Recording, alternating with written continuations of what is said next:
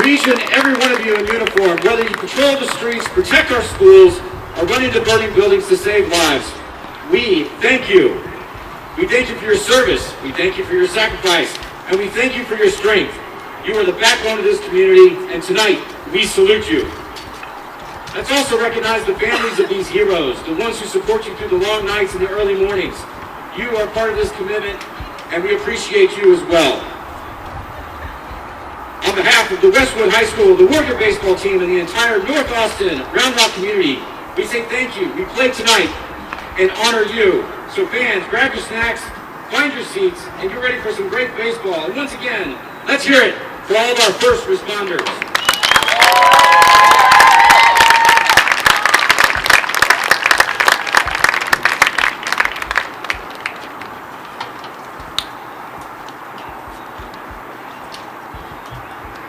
And now the starting lineup for the Vandegrift Vipers. Batting in the first position, wearing number 7, your shortstop, Tristan Abayo. Batting in the second position, your designated hitter tonight, number 12, Miles Tiadecki. Batting third, your third baseman, wearing number 9, Braylon Jones. Batting fourth, wearing number 15, your first baseman, Kenyon Millar. Batting fifth, wearing number 11, your center fielder tonight, George Farley. Number 6 playing left field, wearing number 6, Marshall Linenberger. Batting 7th, wearing number 10, your second baseman tonight, Carson Tan.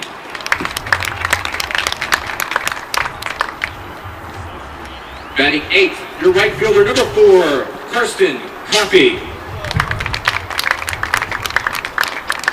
Batting 9th, behind the plate tonight, your catcher, Jack Burkamp.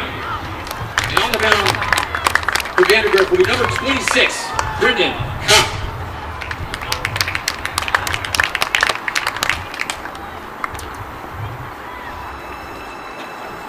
Now the starting lineup for your Westwood Warriors.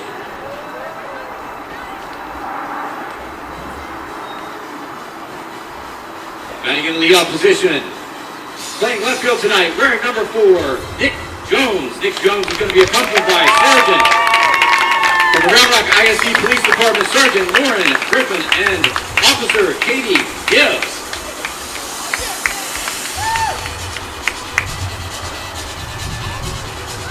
Batting in the second position, number 6, your center fielder tonight, Weston France. Weston France is accompanied by Round Rock ISD Police Department. Deputy Constable Elizabeth Castillo. Batting in the third position, number 3, Antonio Martinez is pitching. Antonio Martinez will be honored tonight by Round Rock ISD Police Chief Brian Dugraftia. Also with Antonio Martinez's executive assistant, Jack Paxton. Batting in the fourth position, number 7, Justice Moore is DH tonight. Justice Moore is accompanied by Austin Fire Department, Nick Tamez. Batting in the fifth position tonight, number 2, Will Baker is playing right field. Will Baker will be accompanied by Travis County Constable Deputy Pedro Lopez. Batting in the sixth position, number 13, playing second base tonight, Wes Morgan. Wes Morgan is accompanied by Austin Police Department Lieutenant Zach Reed. Batting in the eighth position tonight, number 18, your shortstop, R.C. Coas. Another guy to pitch. R.C. Coas will be honoring Austin Fire Department, Eric Canales. Who do you guys have on the ball? Batting in the ninth position tonight, number 9, playing first base, Cooper Waits. Cooper Waits has Austin Police Department, John Gabrielson. The rest of your lineup for your Westwood Warriors. Number 1, senior Kate McKinnon has Deputy Stephen Dudley and Senior Deputy Ashley Alabay. Tony Alabay. Number 5, senior, accompanied by Austin Fire Department Lieutenant Justin Polis. Westwood number 15, Scott Uppelman, accompanied by Austin Police Department Officer Frank Searcy. Number 16, Westwood senior Bobby Liao, accompanied by Austin TD, his father, oh yeah, Mr. Robert Liao. Oh yeah, baby. They're all seniors and have been starting for 3 years. Number 24, senior Jacob Wright as Officer Melton Bowen. Jacob Wright also has Officer ISD, Officer Asincio Trejo from Westwood High School. Number 8, Nate Taparaskis Jr. as Travis County Constable Michael De Leon. Juan Perez Jr. has Constable, Travis County Constable, Senior Deputy Luis Ozona. Is this your arm? 14, Lenny Court Jr. as Travis County Constable, Deputy Clarissa Valenzuela. Yeah, we don't have Number 23, Killian Boyce Bean as Williamson County Officer, Deputy Wesley Nutt. Yeah, I know, we were talking about that. Well, I think originally the game time And number 17, Grant Bourne as Austin Fire Department Fire Specialist Josh Cab. Once again, let's give a big round of applause for all of our first responders that are here tonight.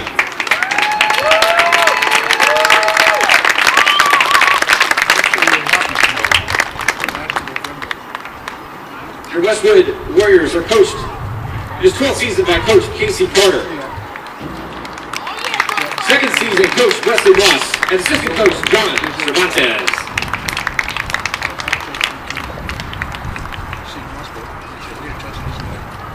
Now, if we could have the Westwood High School Junior ROTC present the colors, please. See my head here? They took my skull right off. Put it on a plate. An operator on it. They called it defensive end second. Wow. No kidding. And they scraped it on the Everybody, please stand, move your hats. two blood clots. We said we started in high school football. Even back when I played, get your head in there. So they can look at the bruising and scar tissue. Yeah. I had all the pictures. You should see how it looks like. You want to see this. I have the pictures. See this.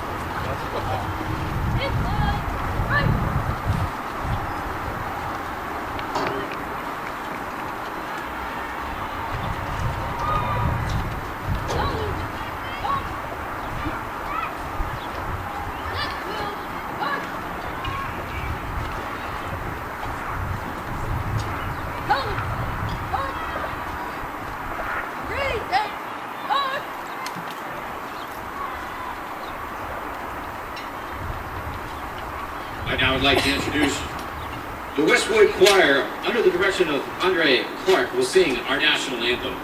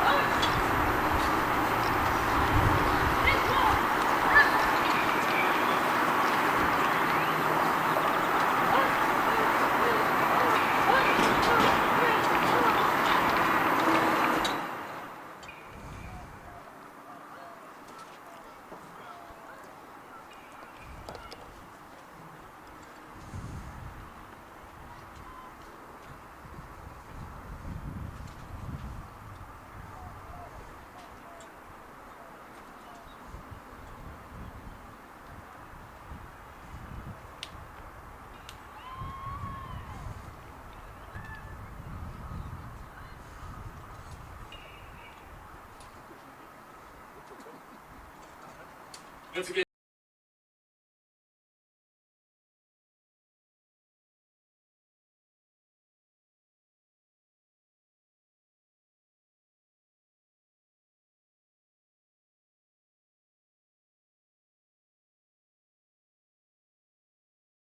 Welcome to Warriors Field, just off the campus of Westwood High School in Austin, Texas.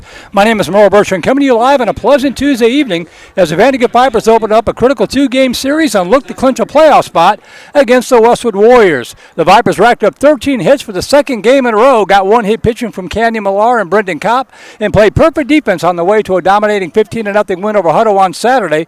With the win, Coach Gerald Hickle's ball club improved to 19-6 overall, and more importantly, 9-3 to keep pace with Cedar Ridge, now just one game behind Round Rock. Stony Point stubbed their toe against these Warriors to drop 2 games back. Westwood earned that 2-1 split over Stony Point to stay alive for a playoff berth. And after a great season last year, Coach Casey Carter's Warriors are just 7-15 overall this year, but are still alive at 5-7 for a playoff berth. Kind of a rolling start tonight, so I want to make sure we get in the interview here with Coach Gerald Hickle that I took a couple of minutes ago. So we're going to keep it right here and let you hear from Coach Gerald Hickle here on the pregame show.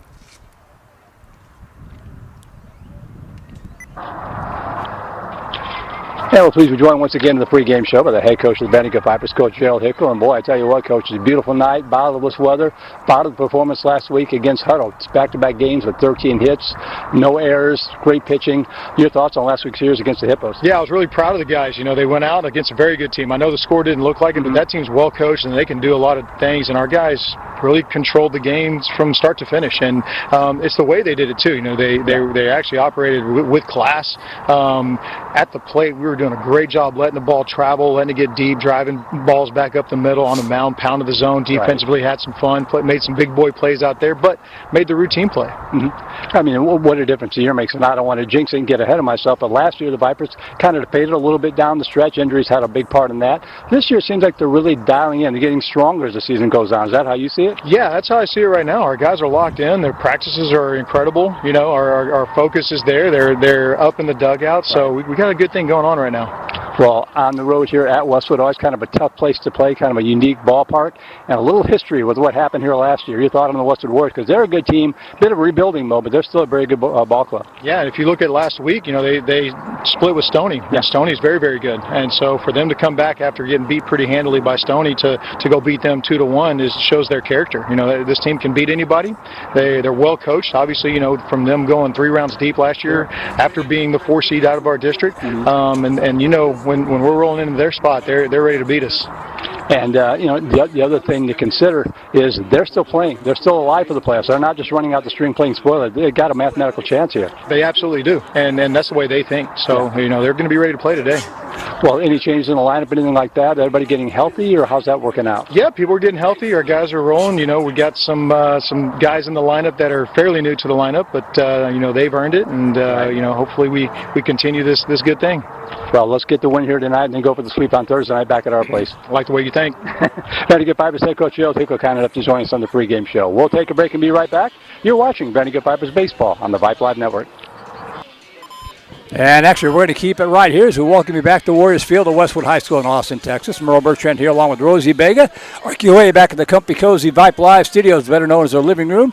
Tonight marking our 803rd Vipers cast overall on K-Max Sports and Vype dating back to 2009. Our 236th Vipers baseball broadcast. Thanks to Vandegrift Boost Club President Steve Teodecki and all of our sponsors, including our Hall of Fame sponsors, Wayne Weigel with State Farm, Jones Sprouse Law Firm, and D-Bat of Cedar Park, along with our Grand Slam sponsor, Charlie Garcia at Erskine and Blackburn Trial Attorneys.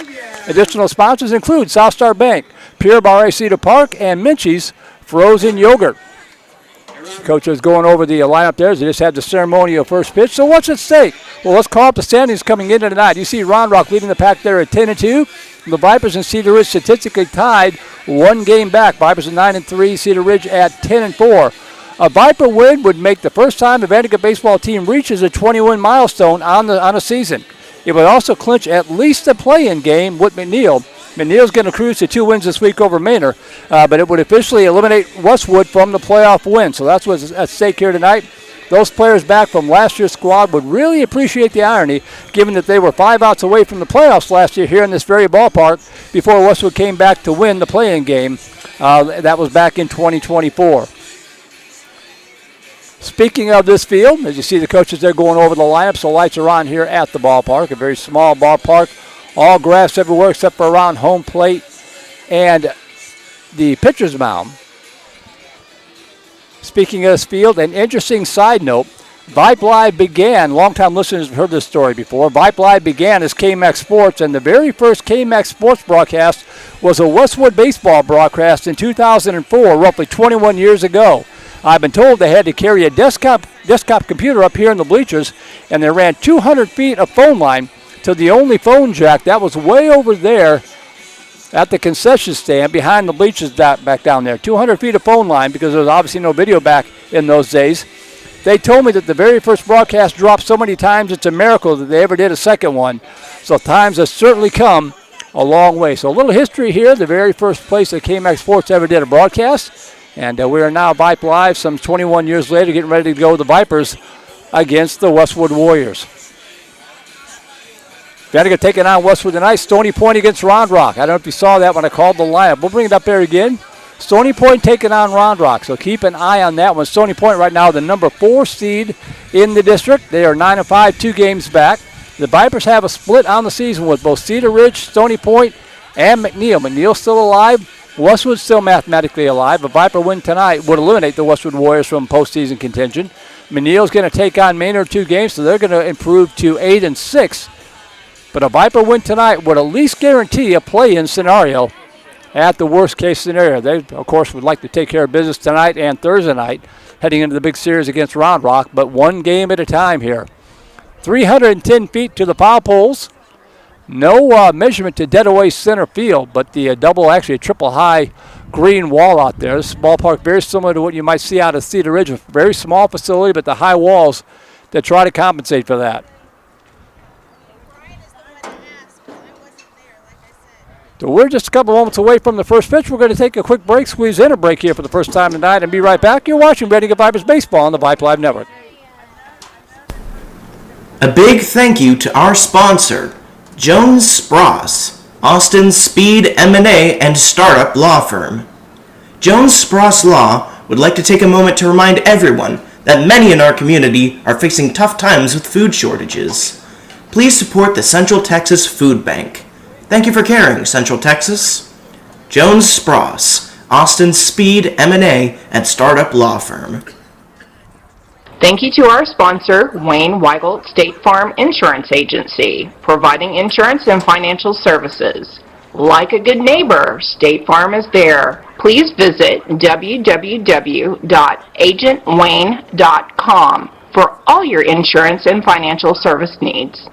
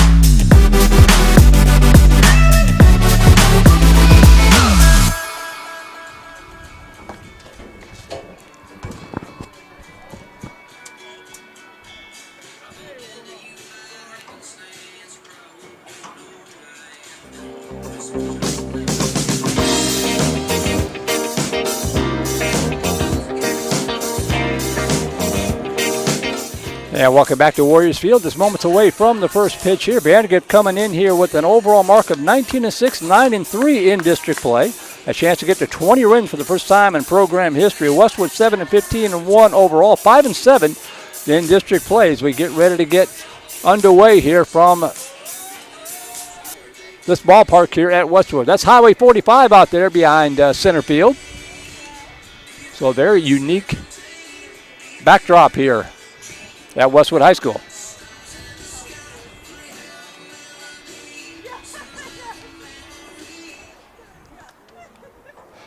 We're giving the batting order for the Vandegrift Vipers. It'll be shortstop Tristan O'Ball. It'll lead it off. Miles Teodecki, the DH, batting second for the pitcher Brendan Kopp. Braylon Jones over at third base batting third. Candy Millar at first base batting cleanup. George Farley in center field batting fifth. Marshall Lindenberger out in left field batting sixth. Carson Tan at second base batting seventh. Carson Coffey in right field batting eighth. And Jack Hurricamp, the catcher, batting ninth. So O'Ball, Teodecki, Jones, Millar, Farley, Lindenberger, Tan, Coffey, and Hurricamp, the batting order for Coach Gerald Hickles, Vandegrift Vipers. The Westwood defense, Nick Jones, Weston Franz, Will Baker, the outfield left to right, Keller Samowski, R.C. Coas, West Morgan, and Cooper Waits, the infield third to first. Carter Cobb behind the plate. He's just a sophomore, by the way. And Antonio Martinez, tall left-handed pitcher on the hill for Western in the white jerseys with the burnt orange pinstripes, burnt orange numerals outlined in black. The Vipers in their black road jerseys with the white pants, black numerals outlined in white.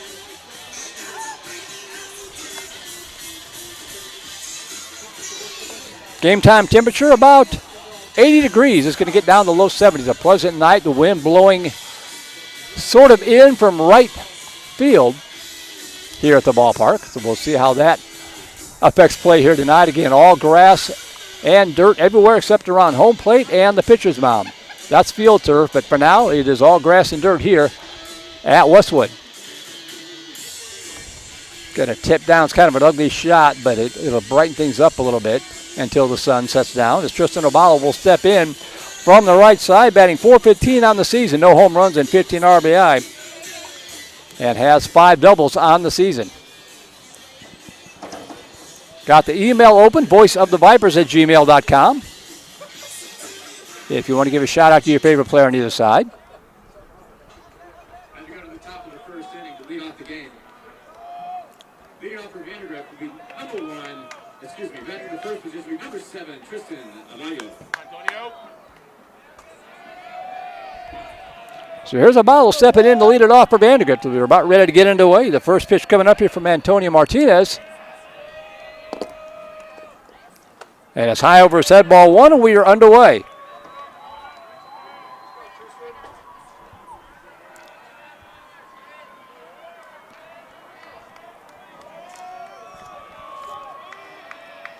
The 1-0 pitch. Up high for ball 2.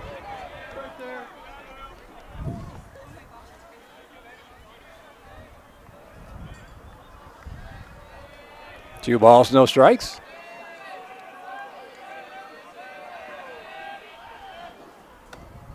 Misses inside for ball 3. 3-0 the count to the Viper leadoff hitter.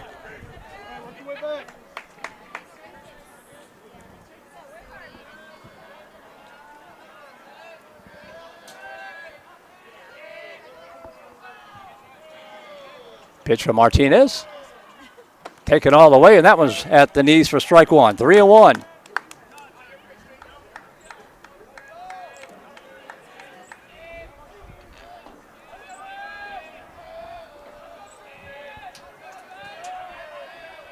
Three-one pitch. Down low, ball 4, and O'Ball will draw a leadoff walk. So a good start here for the Vipers as Miles Teodecki will step in. Teodecki batting .304 in the season, no home runs with 11 RBI. Leads the team in walks with 26. So good eyes at the plate for Teodecki. Tristan O'Ball, 7 out of 8 stolen bases, by the way. Pretty healthy lead over there at first. And Teodecki ducks out of the way of the curveball, ball 1.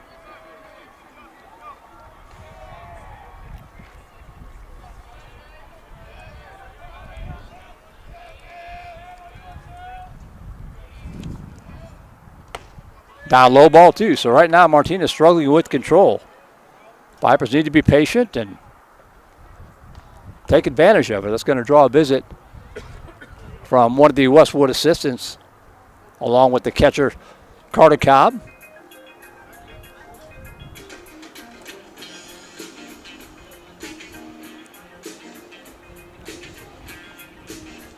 Big night of baseball tonight on the Vype Live Network. These are all games for you tonight that you can check out as you're watching this one. Anderson should be just about done. They play Bastrop at 5 o'clock over at Nelson. Austin High against Bowie at Burger Field. That's one game, two separate broadcasts, one for each school there. That's 7:30 coming up. That's a game that's dripping with playoff implications. Butte Johnson at Cibolo Steel. Cedar Park taking on Glenn. Dripping Springs at Georgetown in a non-district game. Liberty Hill at Hayes. And Maynard New Tech against Austin Valor in a non-district game. And that pitch misses. So those are the Austin area games tonight on the Vype Live Network. 3 balls and no strikes now to Teodecki. And some 4-pitch walk, back-to-back walks. And the Vipers are off to a good start here with runners at first and second for the hot-hitting Braylon Jones. Number 9, Braylon Jones. All Jones has done is hit .446 on the season with no home runs. Leads the team in RBI with 20, leads them in doubles with 11, and leads them in triples with 3. And I think we're going to have a pitching change right off the back here.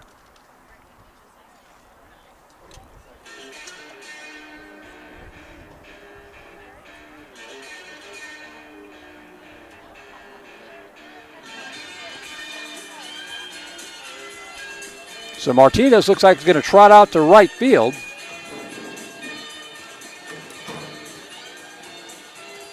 Center fielder Will Baker is moving to center, it looks like.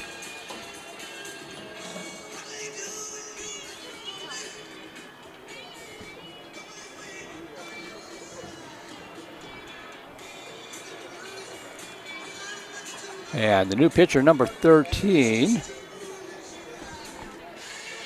That is West Morgan, the second baseman, it looks like.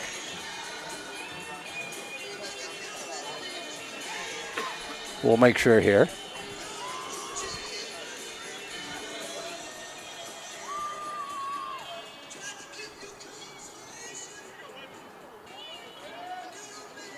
Defensive changes for your Westwood Warriors. Now playing right field, number 3, Antonio Martinez. Now playing left field for the Westwood Warriors, number 2, Will Baker. Now playing second base, number 4, Nick Jones. Okay, so Franz will stay in center. They move Will Baker out to left. Number 13, West Morgan.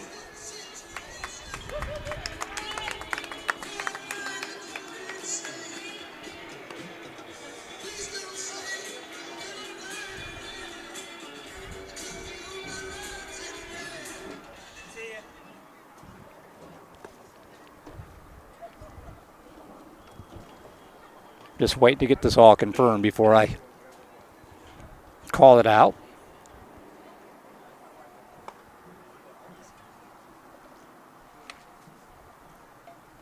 Wes Morgan is the new pitcher. They've announced Antonio Martinez out in right field. Franz remains in center. Nick Jones has moved to second base, and I believe Will Baker took his spot out in left.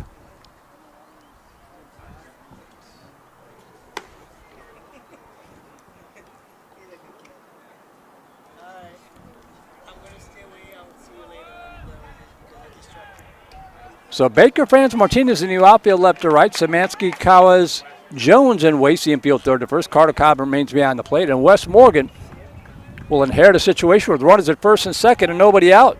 And Braylon Jones at the plate. Trying to put the Vipers on top early.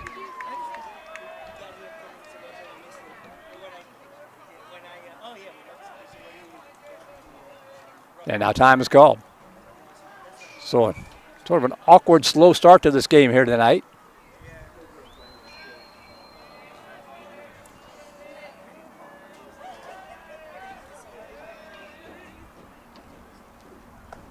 And the pitch down low, ball 1 to Braylon Jones. Candy Millar on deck.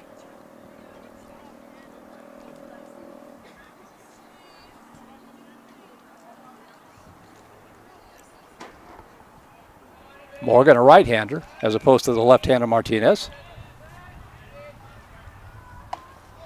That catches a piece of the corner. 1 ball, 1 strike.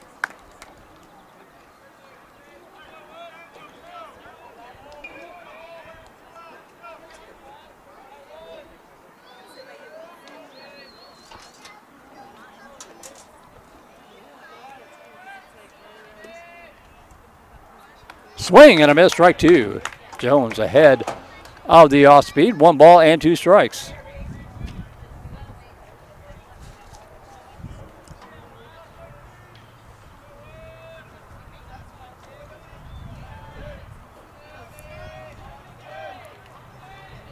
Morgan looking in, the 1-2 pitch. Ripped but foul. It scatters a Viper dugout down the third base line. Kick saved there by Coach Hickle. Count remains 1 ball, 2 strikes.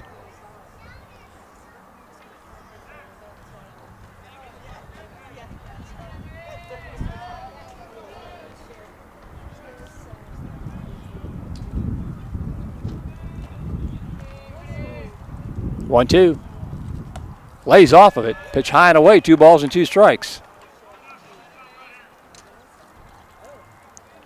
Wanted to go, but laid off.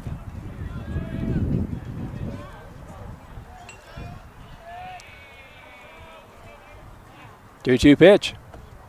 Down low, ball 3.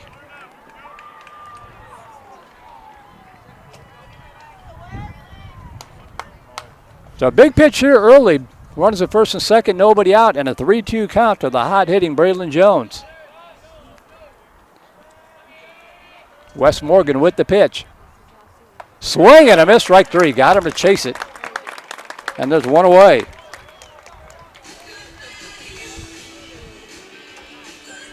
That'll bring up Candy Millar, batting .358 on the season, 3 home runs and 20 RBI.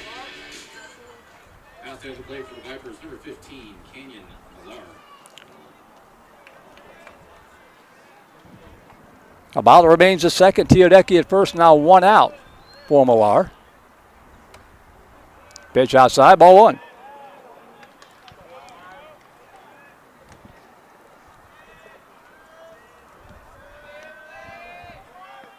Crowd still arriving here at the ballpark on this Tuesday evening.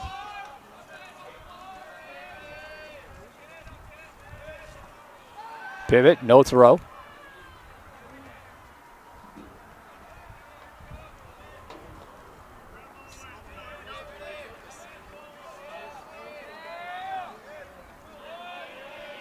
The 1-0 pitch. That one squibbed off the bat handle. That's going to be a tough play. Charging it is Kawa as the shortstop. The throw to first. It is not in time. Millar hustling all the way. Pretty good speed. Kawa did all he could do. That ball just rolled forever on this grass. And it's going to go as an infield single. First hit of the night for the Vipers. Bases loaded for George Farley. As Abala moves up to third base, Teodecki up to second with 1 away. Farley will step in. Number 11, George Farley. Farley batting .314 on the season. No home runs with 17 RBI. Bases jammed with 1 away.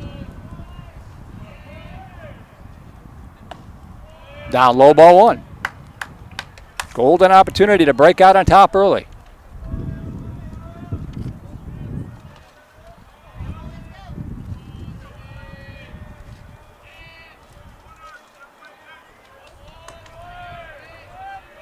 One 0 pitch. Popped up right side, and it will get out of play. And the count evens up 1 ball, 1 strike.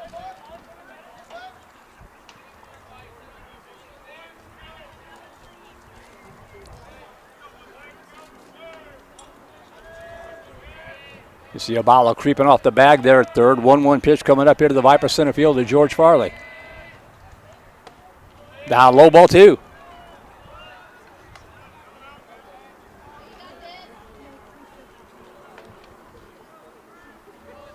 Infield in at the corners. Middle infield back at double play depth.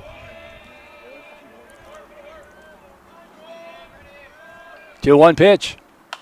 Fouled out of play to the right, and the count evens up 2-2. Marshall Lindenberger on deck.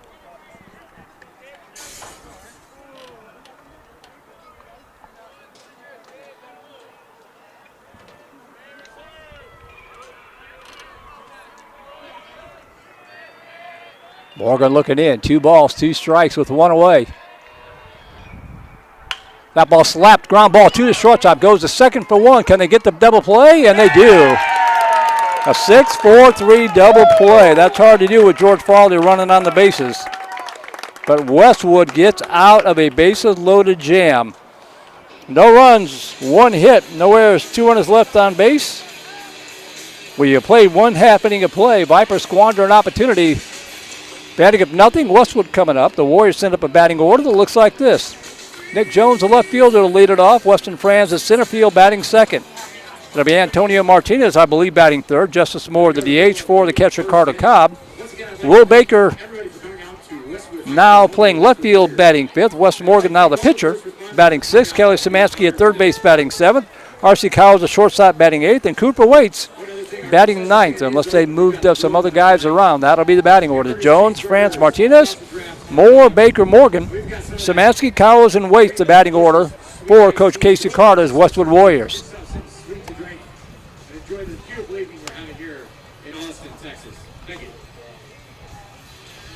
Vype defense looks like this. Marshall Lindenberger, George Farley, Carson Koff at the outfield left to right. Braylon Jones, Tristan Obala, Carson Tan, Canyon Millard, the infield third to first. Jack Horkamp behind the plate, and making his first start in a while, Brendan Kopp, making his 10th appearance of the season, a record of 2-3, pitched 25 innings, giving up 22 hits, 21 runs, 12 of those earned. He has struck out 18, leaving 36, but he's also walked 18 and has an ERA of 3.50. See him in the past week or so in a couple of relief appearances, so let's see how he does as he reclaims his spot on the hill here against these Westwood Warriors.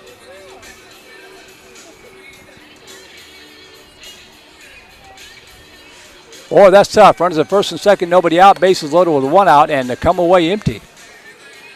They'll have to turn it over to what's been a very solid defense, and Kopp, when he's on, is almost unhittable, so we'll see how this plays out.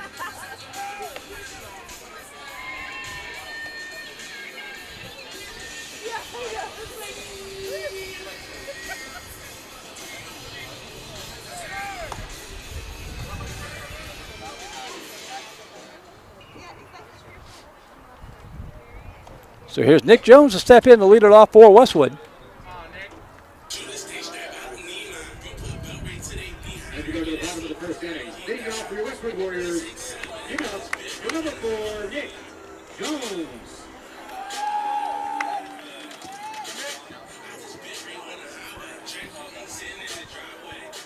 And give a shout out to my mom tuned in from the great state of Illinois. As she watches the first pitch here from Brendan Kopp. High and away, ball 1.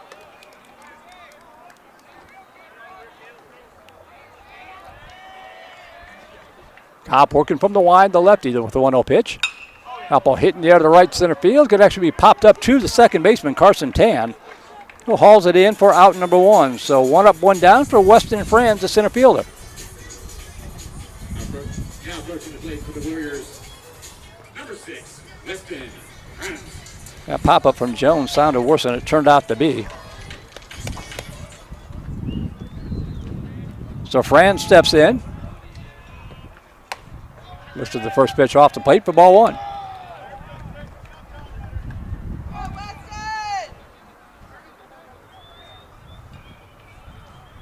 One 1-0 pitch. Fouled out of play. Kopp throwing hard. Walsey looks better than he did in his last start. 1 ball, 1 strike.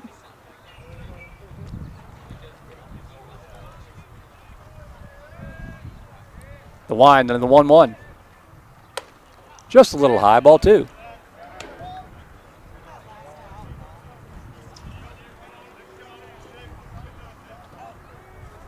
Two balls and a strike. Swing and a miss. Couldn't catch up with the heat, 2-2.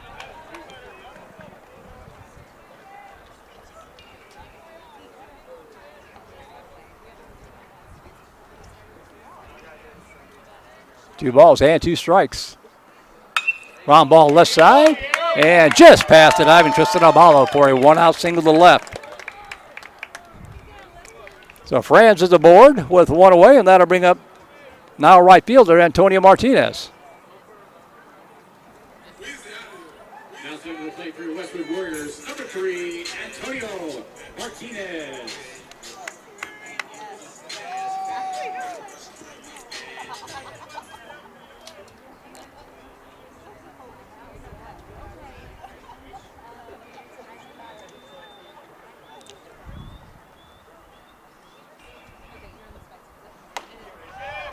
That pitch in there for call strike one to Martinez.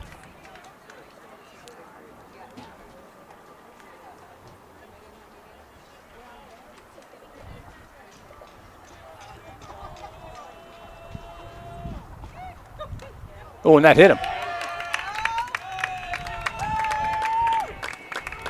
So the hit by pitch puts runners at first and second. That'll bring up Justice Moore.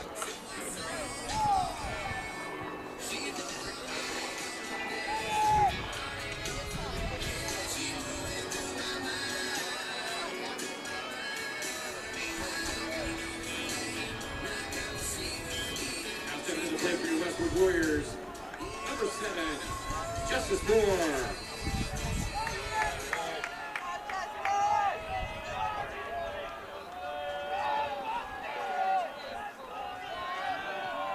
So here's Moore, runners at first and second with one away, and that pitch up high, ball one.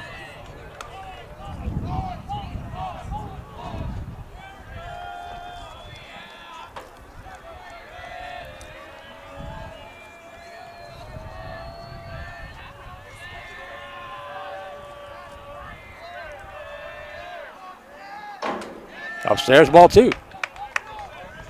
2 balls and no strikes.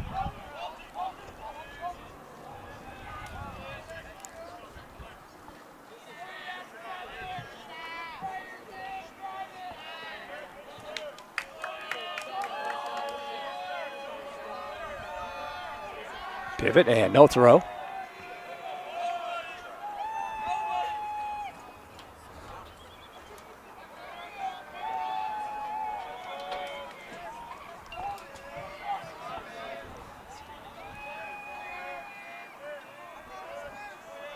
Two-0 pitch.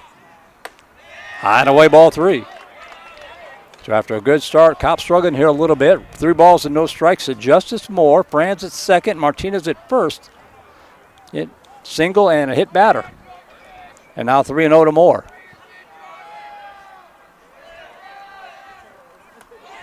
Low, ball 4, and that'll load him up.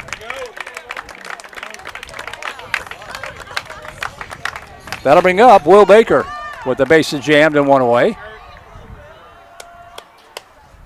That's going to draw a visit here from Coach Jareth Hickle. Mr. Oliver Witten, take a bow. He's our honorary vet boy today from Spicewood Elementary.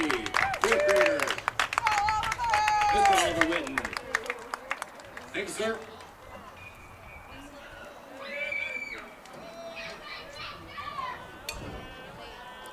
Kopp is so effective when he's on. Coach wanting to get him on. Flip that switch.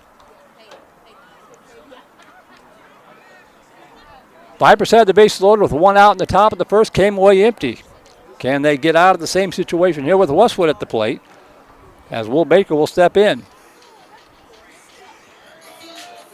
Now step to the plate for your Westwood Warriors. Left fielder, number 2, Will Baker. Baker now playing left field, steps in here with the bases loaded and 1 out. Same scenario, Viper infield in at the corners, double play, depth up the middle. Good, first pitch on the call, strike 1.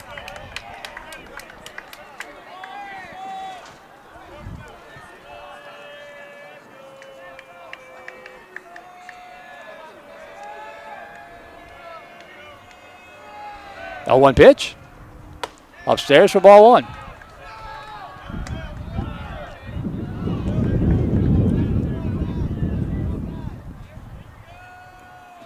Westwood threatening here in the first. Bases loaded, 1 away.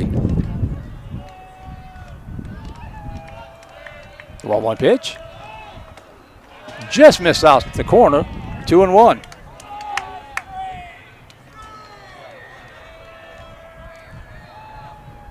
Franz at third.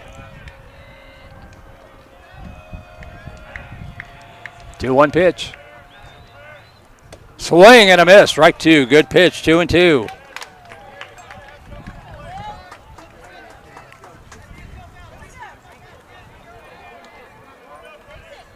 Two balls, 2 strikes.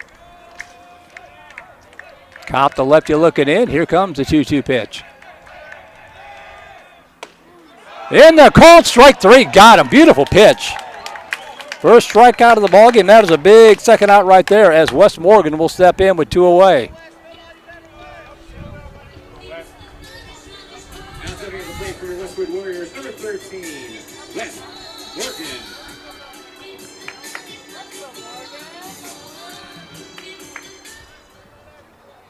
So here's Morgan. Infield can go back now to the normal depth with 2 away. And the pitch to Morgan. Squib to the right side, gobbled up. Carson Tan tosses over to Candy Millar. And just like we saw in the top of the first inning, Westwood loads up the base with 1 away. Can't knock anything across. In the inning for the Warriors, no runs on 1 hit, no errors. They left 3 runners aboard, and we played through 1 complete here at Warriors Field. Still no score. You're watching Vandegrift Vipers Baseball on the Vype Live Network.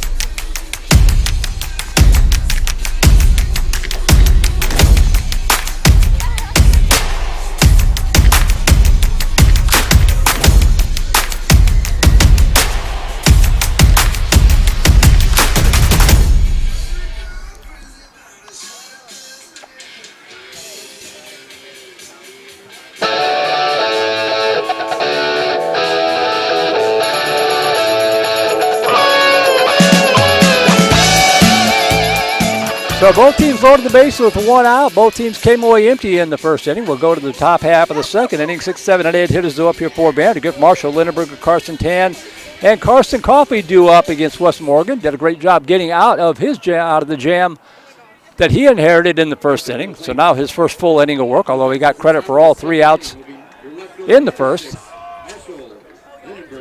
As Lindenberger will step in, batting .275 on the season, no home runs and 6 RBI, trying to get things started here for the Vipers. Worked his way into the lineup this year and doing a great job. And takes that off speed at the lettuce for strike 1.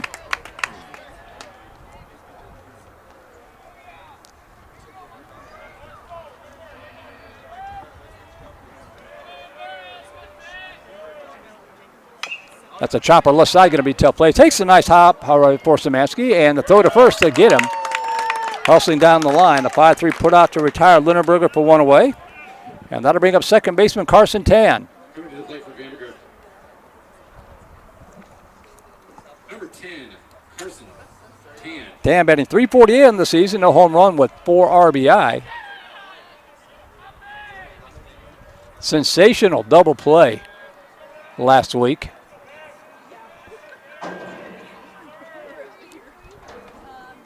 Takes the first pitch in the call, strike 1. Wayne Weigelt webbed him. Ground ball behind second base that he fielded as he stepped on the bag, heading towards left field, and threw it across his body to turn the double play. There's a chopper left side. Carlos has it. And double clutch on the throw, not going to get there. Tan with good speed beats it out for an infield single. And he's aboard for Carson Coffey. Coles did all he could with it, but Tan with pretty good speed. And Coffey will step in, batting 5 out of 20 on the season. Another guy who's worked his way here into the lineup. 1 out, 1 aboard.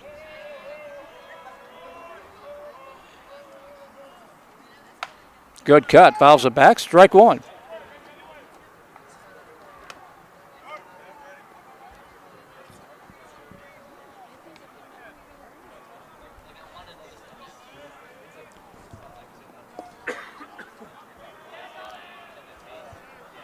Oh, 1 pitch coming up from West Morgan. Nope, tosses over to first instead.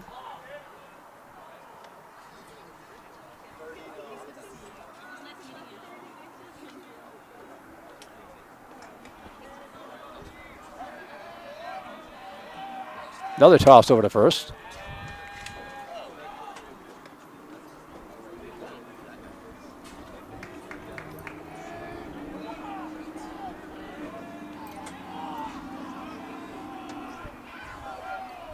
Oh, 1 pitch coming up.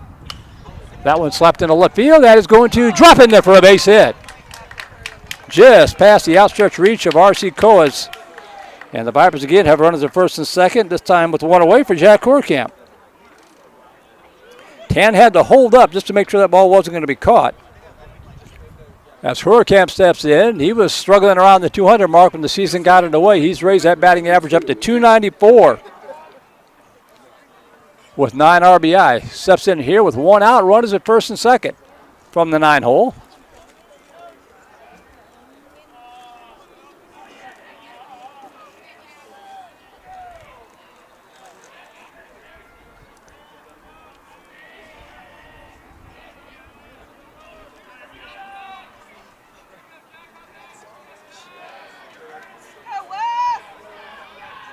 Morgan looking in. The pitch to Horkamp. Now low, and that gets away, but not far enough to allow Tan to advance. Nice job by Cobb to keep it close enough. Ball 1 to Horkamp.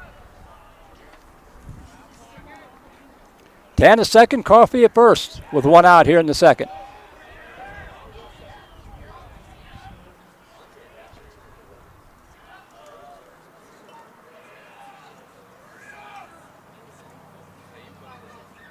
Yeah, Coach Casey Carter wanting to talk to his young catcher.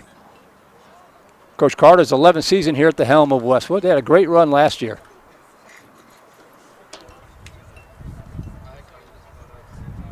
Much younger team this year, a key injury or two. Still alive in the postseason with 4 games left, but the Vipers trying to change that tonight.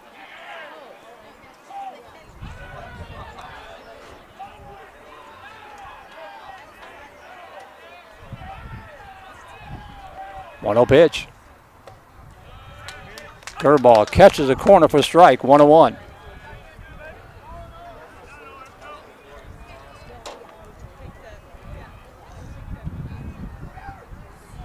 One ball, one strike.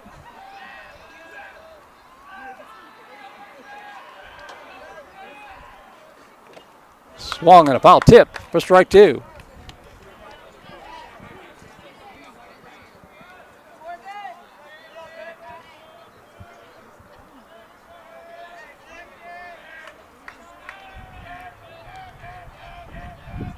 One-two pitch. Had a cut, fouled the back. Same 2 teams Thursday night. Remember Thursday night this week with it being Easter week and school out Friday for Good Friday. So same 2 teams Thursday night from Benham Field, same start time on Valor night at the ballpark.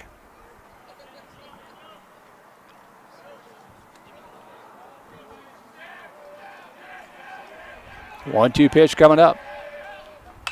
Turns on that one. Oh, just yanked it foul. About a foot foul down the line, and the count remains 1-2.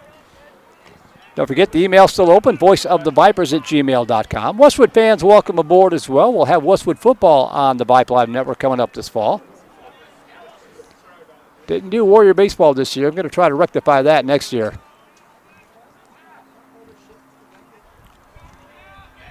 One-two pitch. Upstairs, ball 2.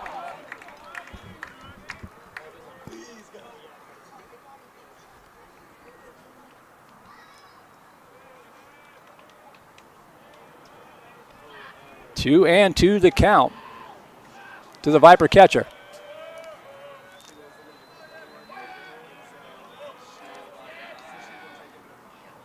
Ground ball left side and knocked down. I don't think they're going to be able to make a play. Everybody's going to be safe. Bases are going to be loaded. Tan faked like he was going to head up to third base. That may have distracted Szymanski. So the bases are loaded with one away. Back to the top of the order, and Tristan Abalo we go.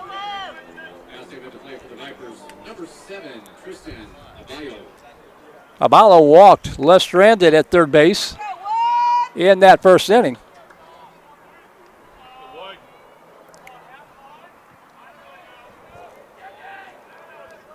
That was ruled an error, E5.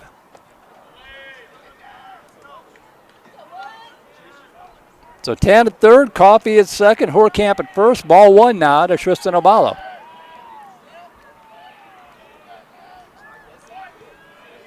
Vipers have loaded him up for the second straight inning. That one in there for a strike. 1 ball, 1 strike.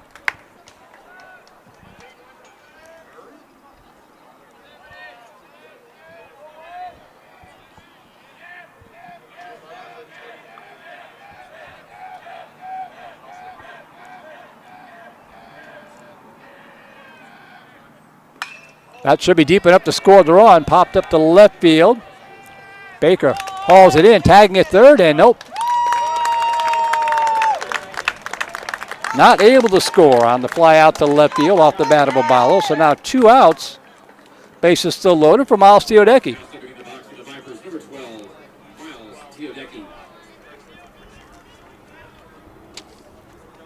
Teodecki drew his 27th walk of the season last at bat. Comes up here with 2 outs and the bases jammed.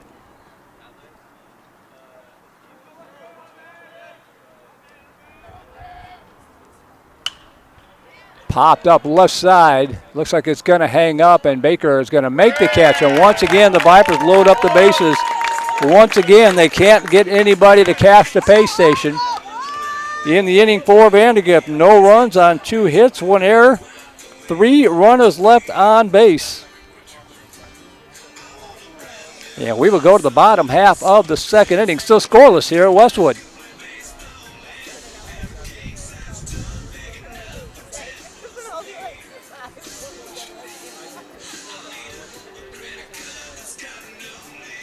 Well, why we got a second. Again, want to thank Steve Teodecki and the Vandegrift Viper Baseball Booster Club for making it possible for us to come out here and broadcast these games for you. Along with our Hall of Fame sponsors, Wayne Weigel with State Farm, Jones Spross Law Firm, and D-Bat of Cedar Park. Along with the Grand Slam sponsor, Charlie Garcia at Erskine and Blackburn Trial Attorneys. And speaking of D-Bat of Cedar Park, take your game to the next level at D-Bat Cedar Park, the premier training destination for all baseball and softball players. With over 32,000 square feet of indoor space, D-Bat Cedar Park offers plenty of practice space, 5 pitching machines, and 13 professional instructors to help elevate your game. Beginners and experienced players can find what they need. Visit us today at www.dbatcedarpark.com or by calling us at 512-540-3228.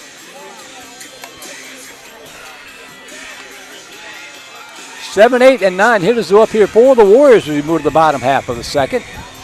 Szymanski, Coas, and Waits due up against Brendan Kopp.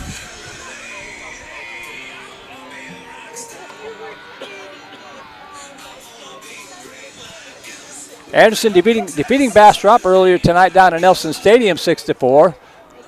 Top of the second, Georgetown leading Dripping Springs in a non-district game 1-0. Peter Johnson trailing Citadel Steel 2-0 top of the second. Cedar Park leading Glenn 3-0. That's a huge playoff implication game right there as the first pitch down low, ball 1 to Kellen Szymanski.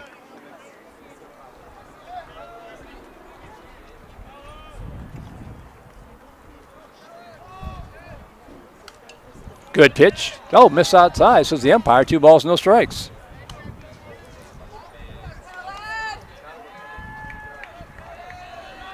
Dual pitch. Low ball 3.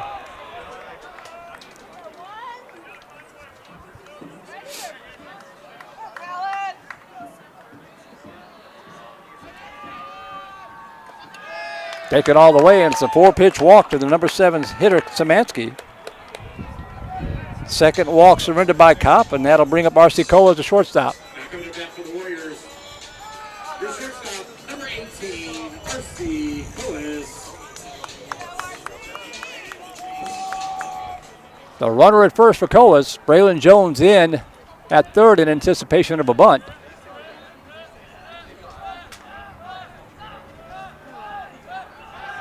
Showing no signs of it there. That ball almost thrown away. Nice play by Millar. Not a ton of room in foul territory here, but there's enough.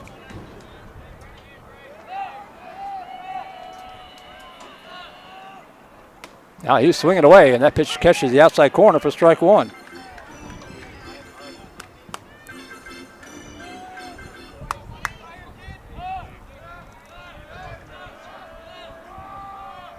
A 1 pitch, and another toss over to first.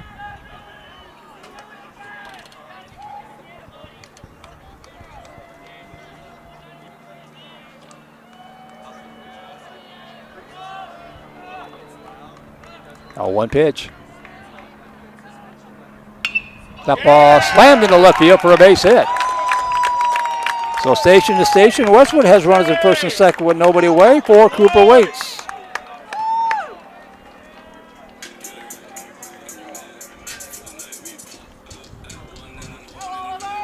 to play for your Warriors, number 9, Cooper Waits. So Szymanski up to second. Coa's at first for Cooper Waits with nobody out. Now it's Millar creeping in from the first base side looking for a possible bunt.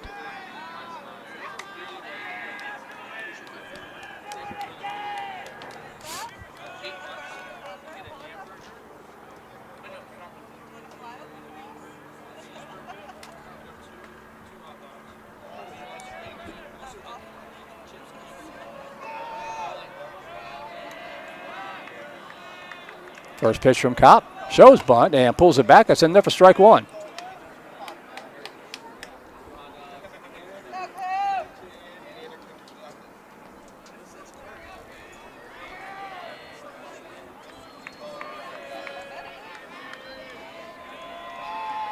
Oh, one pitch.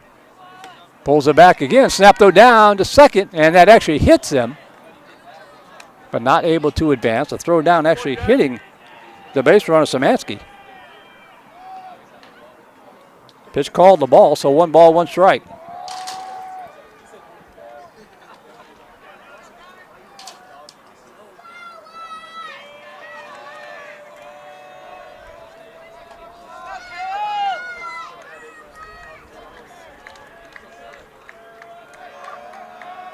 One pitch. Bunted in the air, caught by Millar, and the double play will get him. You could see the Viper defense shift with the pitch. Everybody charging in. Kenny Millar charges it and catches the pop bunt for out number 1 to get Waits, and then they double off Coas at second on the 3-4 double play. So 2 outs now, runner at second base. Back to the top of the order we go to Nick Jones.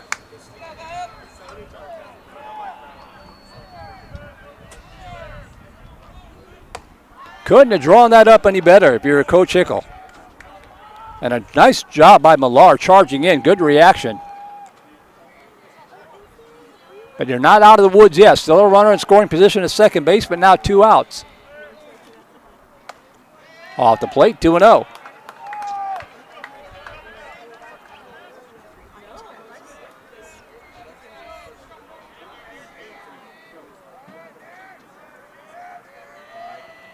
Two balls, no strikes.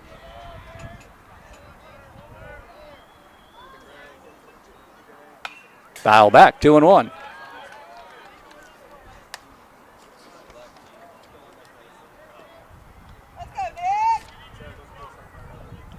Jones started out in left field, now playing second base. He's ahead in the count here, 2 balls and a strike.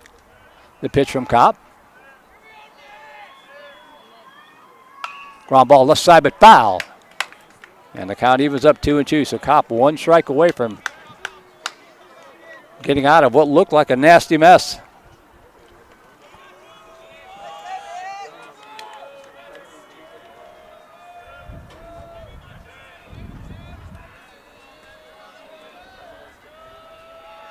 Two balls, 2 strikes. Just a little low, throw down to third, and they're going to get him. Nice throw by Hurricane, but a good tag put down by Braylon Jones to throw out Kellen Szymanski trying to steal third. So just like that, the inning is over. In the inning, no runs, 1 hit, no errors, nobody left on base. And we have played through 2. We will go to the third. Still scoreless here somehow. You're watching Vandegrift Vipers Baseball on the Vype Live Network.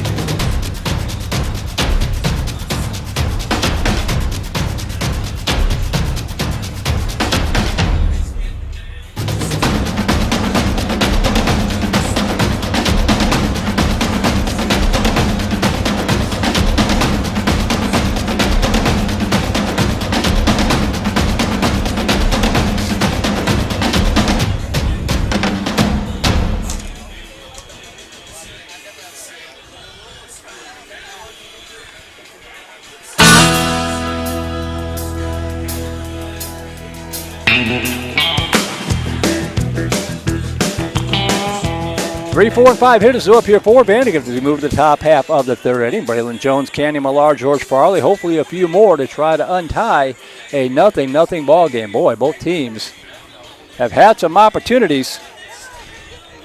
No runs, 3 hits, no errors for the Vipers. No runs, 2 hits, 1 error for Westwood. Vipers have left 5 base runners on base throughout the first 2 innings. Westwood left the bases loaded in the first.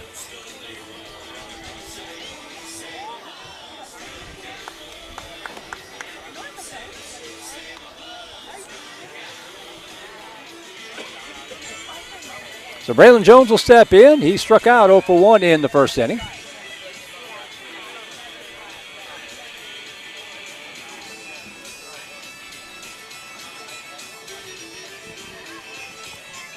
That sky is still making the picture a little dark, so we'll brighten it up again here for you.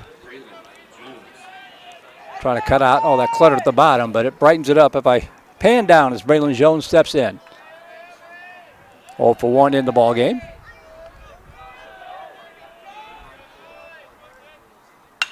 That ball hit the center field. That ball is caught. Nice catch by Weston Franz. Jones hit it hard, but Franz had a good jump on it and hauls it in. 1 pitch, 1 out here in the Viper third. That'll bring up Candy Millar.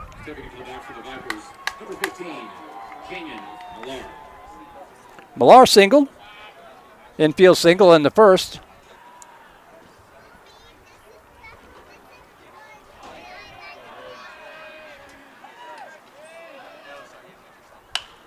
That one hit in the air to the left side. Everybody giving chase, and it is out of play for strike 1. Now, Millar got his first home run of the season by any Viper at Cedar Ridge's ballpark, which is very similar to this one. Double high fence and a short porch to right field. The difference is the wind is blowing a little bit in tonight.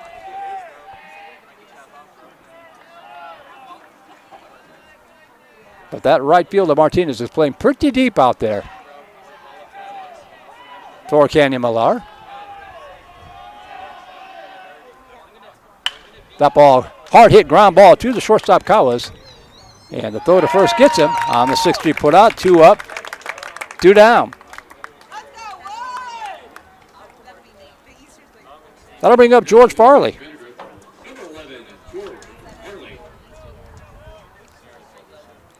Oh for 1 grounded into an inning double play in the first inning, somehow. Comes up here with 2 outs and the base is empty.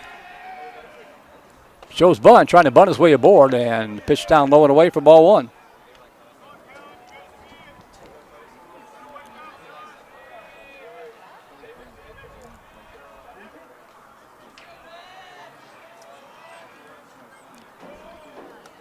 Down low, ball 2.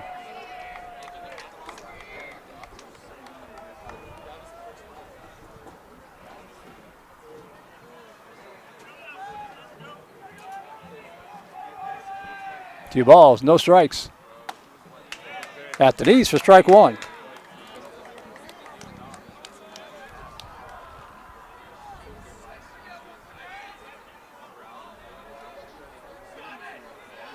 Two 1 pitch. Way up high, ball 3.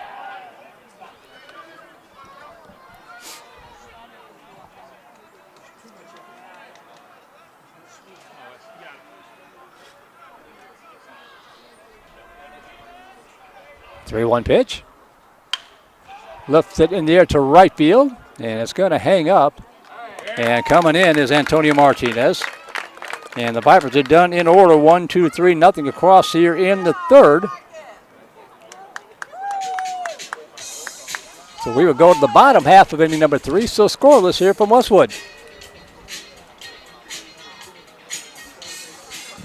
As we want to thank 2 of our Hall of Fame sponsors, Wayne Weigel with State Farm Insurance, providing insurance and financial services since 2000 for Viper family and friends. Visit him at agentwayne.com. We also want to thank Jones Spross Law Firm, where thousands of founders, investors, and operators around the world trust the attorneys at Jones Spross to help them build, buy, finance, protect, and sell their businesses. Visit them online at jonesspross.com. As we go to the bottom half of inning number 3 for Westwood, it'll be the top of the order. Nick Jones was at the plate when Samansky was out trying to steal third. So it'll be Jones, Franz, and Martinez top of the order here in the Warrior third.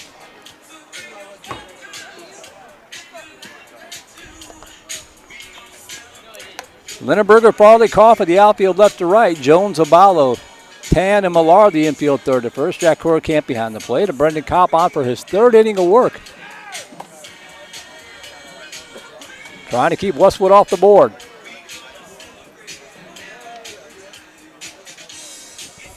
Top of the third inning, Cibolo steal over Buda Johnson 3-2. Cedar Park still leading Glenn 3-0. That's a battle for the final playoff spot in District 25 5A. And top of the fourth inning, Dripping Springs trailing Georgetown 1-0 in a non-district tilt. As Nick Jones will step in to lead off the Westwood third. Swings on the first pitch and slams it up against the chain link fence for strike one.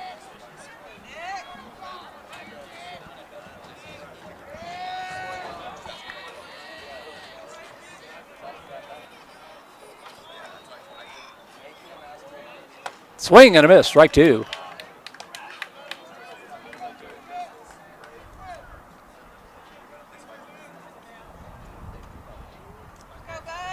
Kopp ready to go, working quickly. No balls, 2 strikes.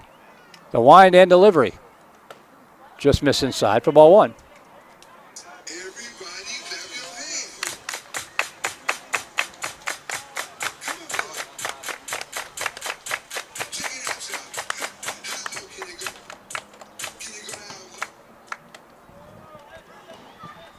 One-two pitch. Got him called. Strike three on the off-speed pitch. Boy, that was a nasty pitch right there. Strikeout number 2 for Brendan Kopp, and with one away, that'll bring up center field to Weston Franz.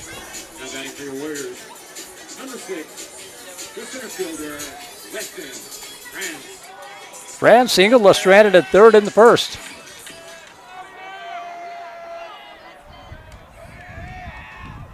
Swing and a miss, strike one. Kopp looking a little stronger here as the game wears on and he gets settled in. 0-1 pitch. Off the plate for ball one.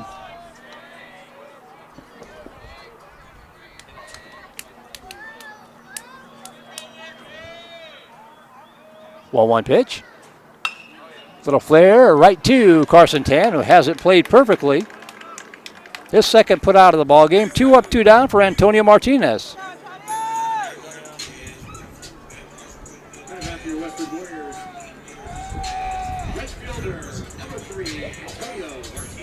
Martinez hit by a pitch in the first inning. Swing and a miss, and a pitch up at the eyes for strike one.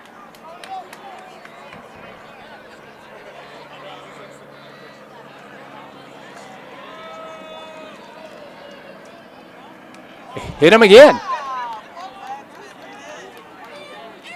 Not sure what Antonio Martinez ever did to Brendan Kopp, but he's aboard for the second time tonight with 2 outs now for Justice Moore. Boy, hate to see that. You're cruising along through the inning and give up a base runner. Moore walked in the first. Number 7, Justice Moore. Come on, Justice.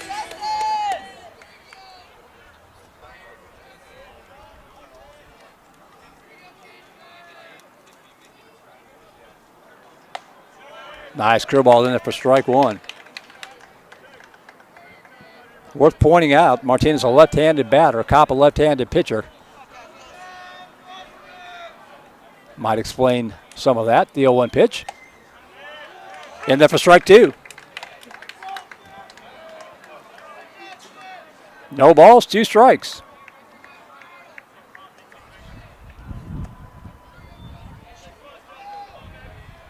Oh-2 pitch. Ground ball left side. Obalo charts it. He has it. Across the body throw. Nice play. 6-3 put out to retire Justice Moore. And the inning is over. No runs, no hits, no errors. Roman left on base after the hit batter. We have played 2-3 from Westwood. We'll go to the fourth. Still tied up. 0-0. You're watching Vandegrift Vipers Baseball on the Vype Live Network. It's been a trying year for parents. They've been confronted with countless challenges and have always risen to the occasion. If it isn't too much to ask, the 826,000 high school student athletes in Texas have one last request. Please, set an example. Disorderly fan conduct at high school athletic events is on the rise. It increasingly involves parents. There's no question that parents are passionate. There's no question they care about their children. But at a time when we're all wound a little more tightly than usual, it's worth remembering this about Texas high school sports. Always be a good example. Stop unruly fan behavior before it starts. This message presented by the Texas University Athletic League and the Texas High School Athletic Directors Association.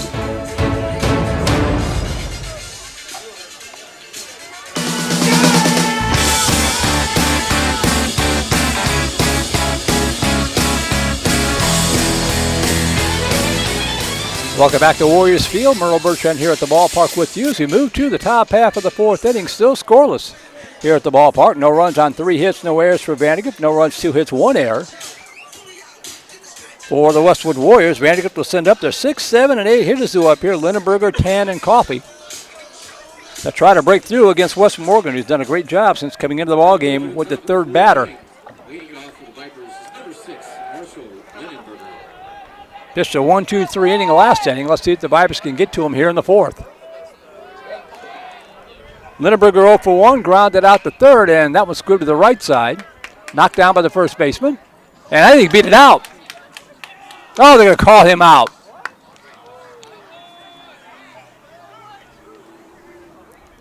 Cooper Waits dropped it. That ball had a lot of English on it. He was able to toss it over to West Morgan covering. They called him out at first, and I'm not so sure about that one. Coach Hickle's going to have a word.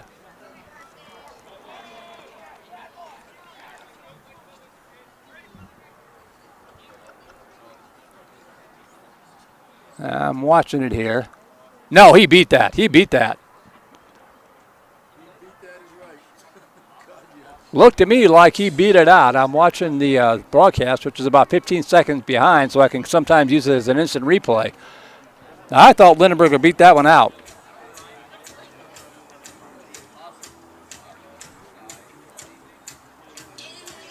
Morgan got over there, but I think Lindenberger got the foot down before he did.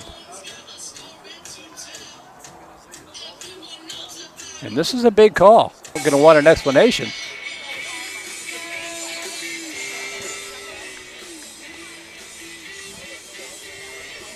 The ball squibbing out of the glove of Waits. Morgan gets over to first base, but Lindenberger beat him there.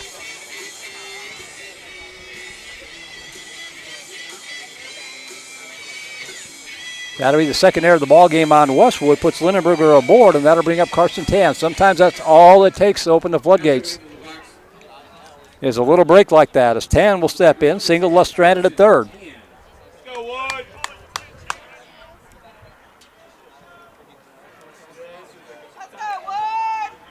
So runner at first with nobody out for Carson Tan.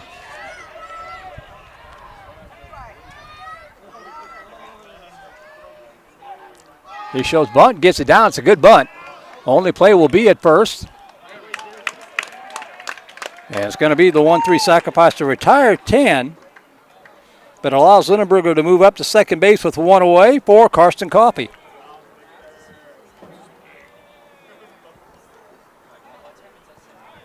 Tan almost beat it out. Coffey steps in. He beat out an infield single back in the second inning. Play for the Vipers, number 4, Karsten Coffey. One out runner at second for Vandegrift here in the top of the fourth.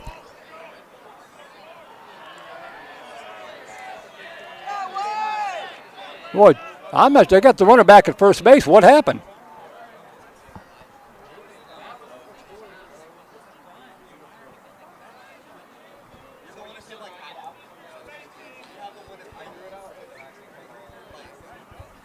I don't know why they've got Lindenberger back at first base.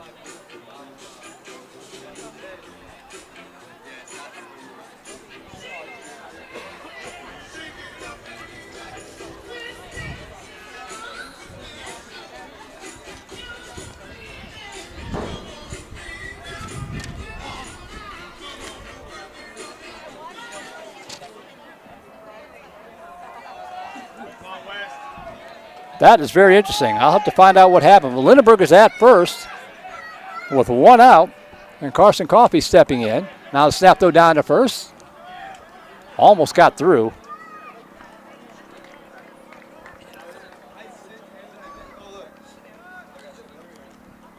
I am not sure what that was all about, but there's a runner at first with one away.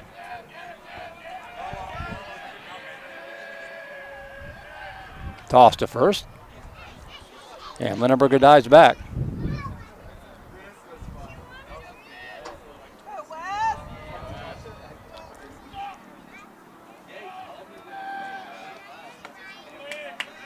Pitch in there for a strike. 1 ball, 1 strike.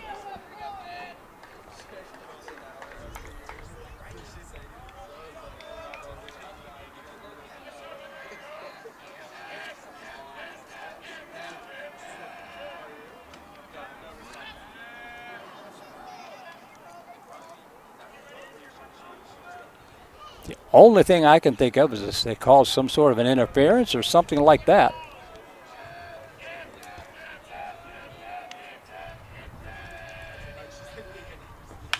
That ball hit to left field, pretty well tagged, but it's going to hang up and be caught by Will Baker for out number 2. Coffey hit it hard, but he hit it right at Baker. 2 outs now for Jack Horkamp.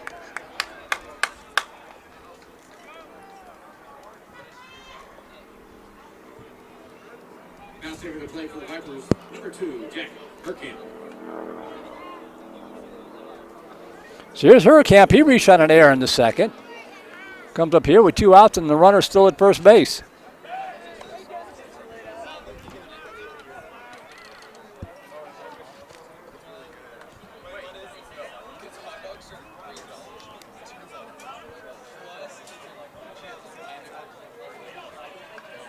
Lindenberger, a pretty healthy lead.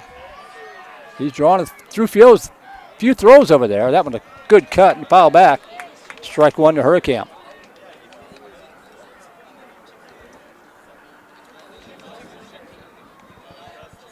Top of the 4th, Cedar Park still leading Glenn 3-0. Austin High and Bowie, no score. Top of the 2nd, down at Berger. 0-1 pitch to the Viper catcher. Another toss over to first.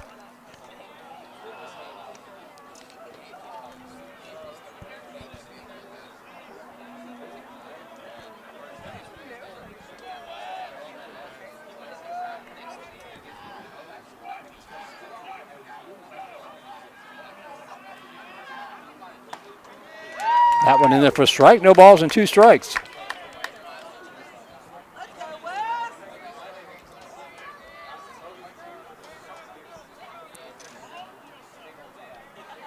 Wes Morgan trying to get out of the inning. No balls and 2 strikes.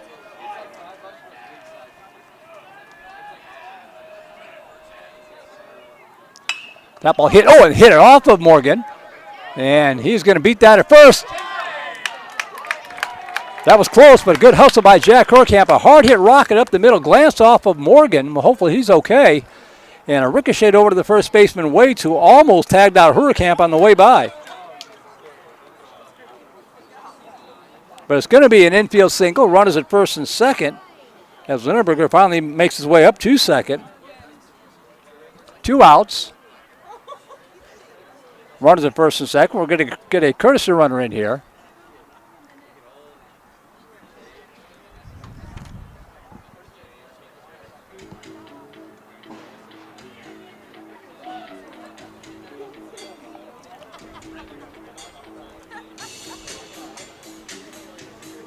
And now Coach Carter having a discussion with the umpire to make sure he wasn't tagged on the way by. They're going to talk this one over. Tyler Lee running right now for Horkamp, the courtesy runner, if the call stands, which it does. So Lindenberger at second, Lee running for Horkamp at first, 2 outs, and Tristan Abala will step in. Good to see the Morgan's okay. That was a hard hit baseball. Abala 0 for 1 with a walk.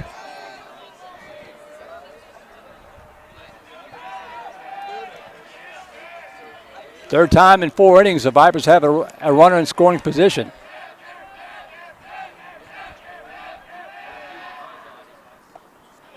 Now low ball one. Nice backhand stop there by Cobb to keep that one from going back to the backstop.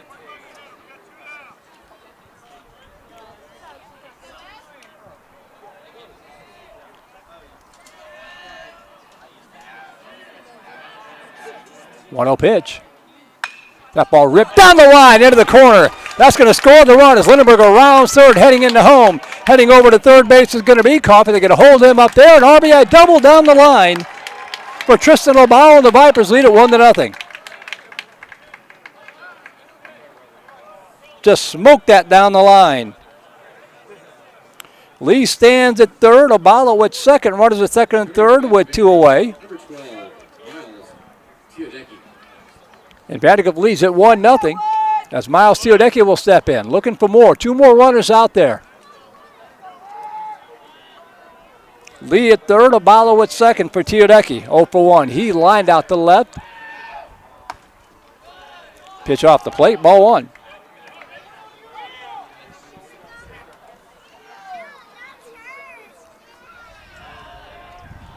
Three 0 looks a lot better than 1-0. Let's see if Teodecki can drive him in. The 1-0 pitch. Upstairs, ball 2. First base is open. Braylon Jones will be on deck.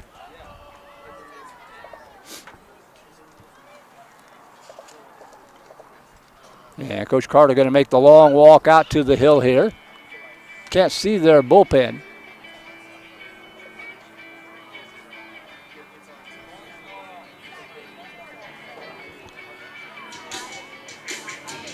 Lindenberger reached on an error, thought he was sacrificed to second by Tan, but instead they called Tan out, so Lindenberger had to remain at first. Coffey flies out to left in a hard hit. Line drive. Hurkamp with the infield single. And then Tristan Obalo with the no doubt worm burning down the line. The Vipers draw first blood, 1-0 here in the fourth. Conference over. Hitters count now. 2 balls and no strikes to Miles Teodecki.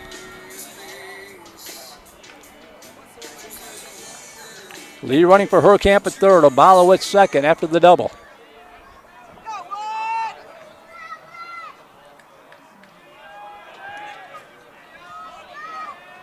Wes Morgan looking in. The 2-0 pitch. Upstairs, ball 3. So what do you do here? Do you give him the green light? Or do you try to load him up for Jones?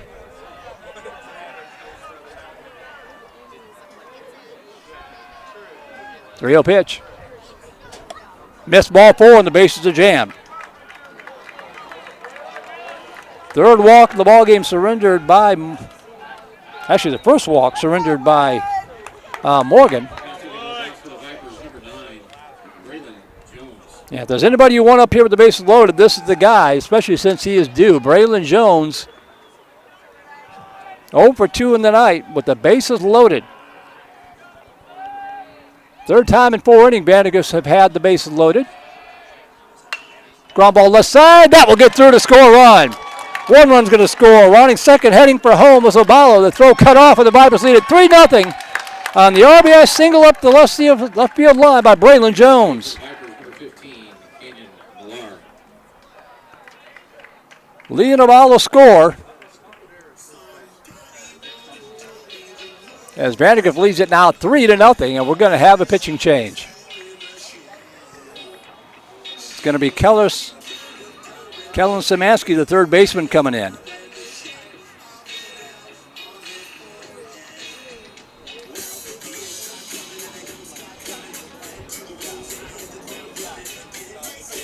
I believe Teodecki remains at second. There should be runners at first and second with 2 outs. As the Vipers finally break through, lead it now 3-0.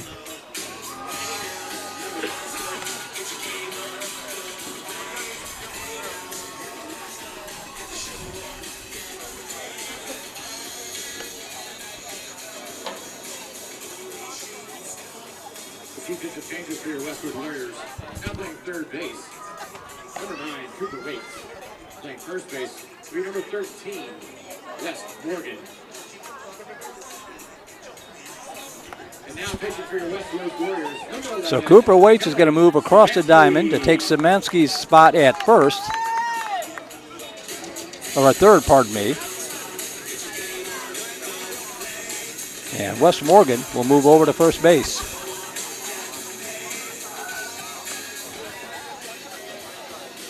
So Baker Franz Martinez remains the outfield from left to right. The infield third to first is now Waits, Cowas, Jones, and Morgan. As Kellen Szymanski will step in, the third Westwood pitcher of the night.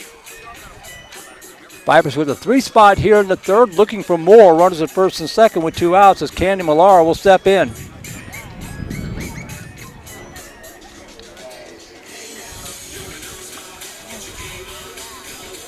Braylon Jones' hot bat continues.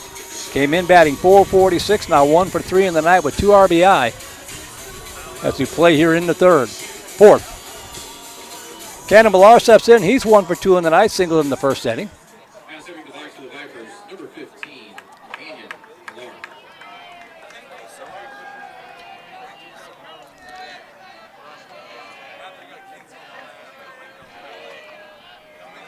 Szymanski, tall right-hander on the hill.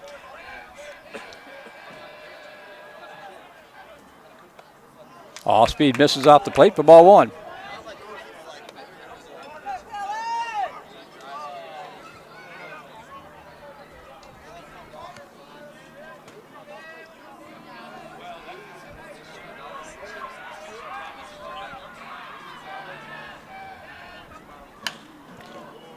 Popped up left side, pretty well tagged. Actually going back, and that ball is up against the fence. 1 run is going to score, 2 runs are going to score, and it's going to be a 2 RBI double for Candy Millar. I thought it was a routine fly ball when it left the bat, but man, it got out to the gap, and it's going to be a 2 RBI double for Millar. Vipers lead it now 5-0.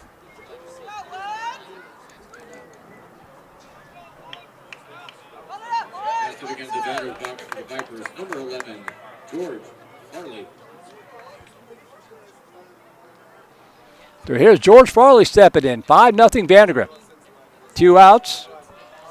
Runner at second is Millar. Probably the 9th Viper to bat here in this 4th inning.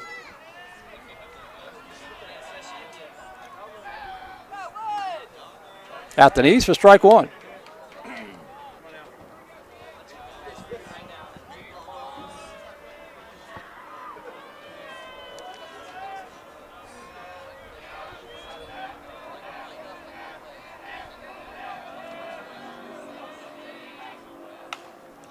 Lunges at that off-speed pitch and fouls it back.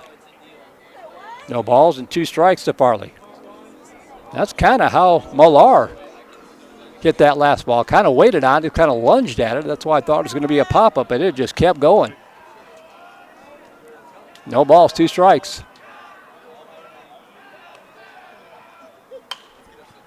Popped up in the shallow center field. Everybody coming in, and they can't see it. It's going to drop in there for a base hit. Millar's going to score. The throw down to second, and they're going to get him at second as he tried to extend it. But it's going to be an RBI single for Farley as he plopped it in the shallow center field.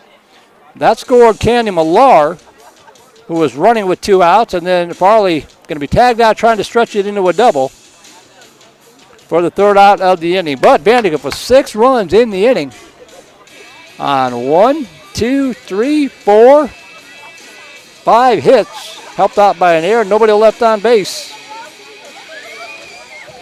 We'll keep it here. We're halfway through this one. New score, 6-0 Vandegrift.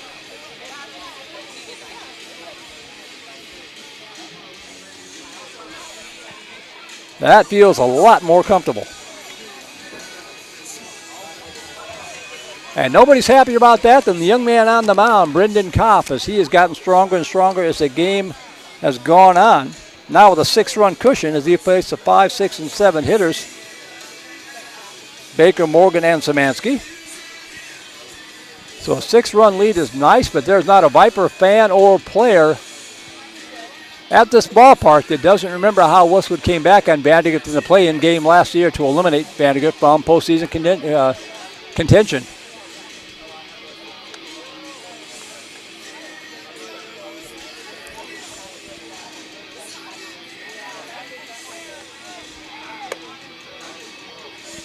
Top of the third, Austin High and Bowie still scoreless down at Berger.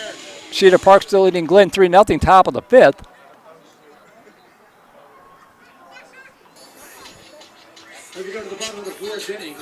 Bowie and Austin High battling for the fourth playoff spot in District 26 6A. Cedar Park and Glenn battling for the fourth playoff spot in 25 5A as Will Baker steps in 0 for 1, struck out looking in the first. Popped up. And it's going to get out of play for strike one.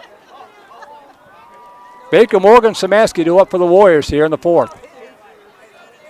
A lot of baseball left to be played. This one's not in the bag yet.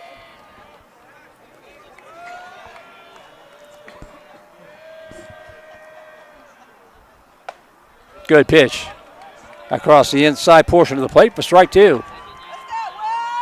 Kopp is looking like the Brendan Kopp that we remember from the start of the season.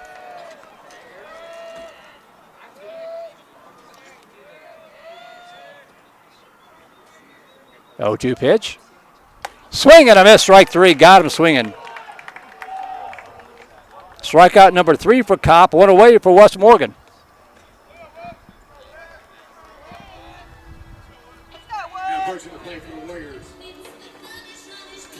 Number 13, West Morgan. Morgan steps in 0 for 1, grounded out the second in the first.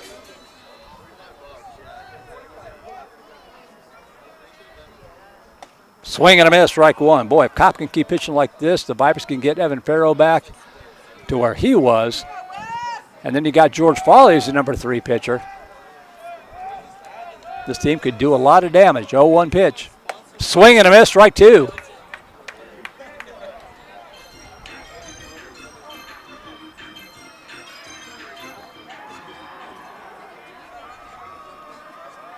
Oh, 2 pitch. Wasted it high and away for ball one.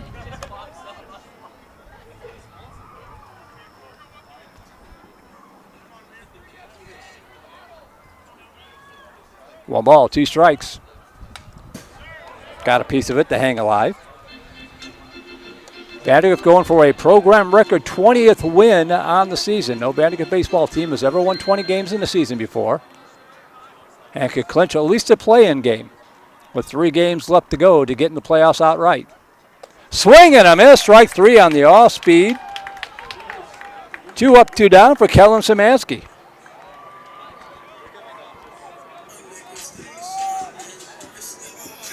Play Westwood Warriors. Number 11, Kellen Samansky. Samansky now the pitcher. He has walked in the second inning. Knee high, strike one.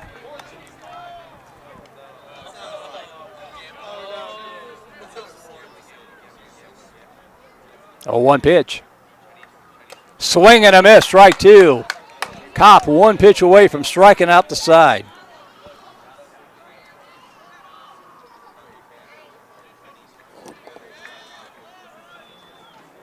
He has done just that. Called strike 3. Brendan Kopp strikes out the side, and we have 4 innings in the books.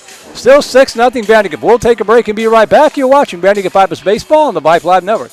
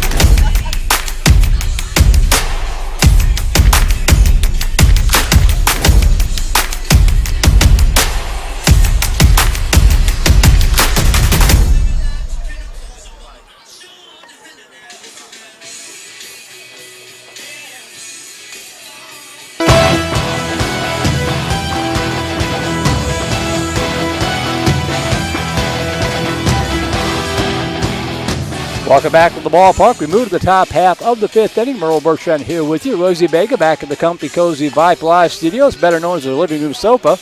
As we go to the fifth inning, it'll be 6, 7, and 8 hitters due up once again for Vandegrift, just like they started off the fourth. Lindenberger, Tan, and Coffee trying to build on a 6-0 lead. Peter Johnson is charged back to take a 6-3 lead over Cibolo Steele. Out in Cibolo, that's in the top of the fifth inning down there.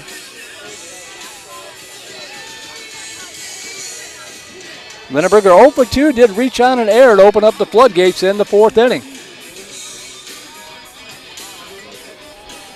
Baker, Franz, Martinez, the outfield left to right. Waits, Cowles, Jones, and Morgan the infield third to first. Carter Cobb behind the plate, and Kellen Szymanski on for his first full inning of work here against Marshall Lindenberger.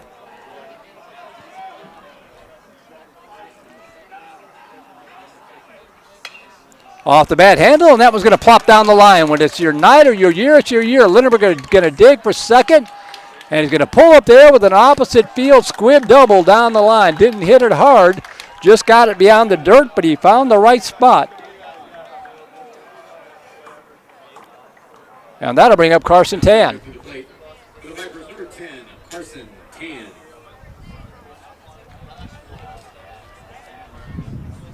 Dan singled in the second and was apparently called out trying to sacrifice bunt in the fourth. I'll have to find out what happened in that play, but he'll step in here with a runner at second base, shows bunt, and the pitch sails up high for ball one.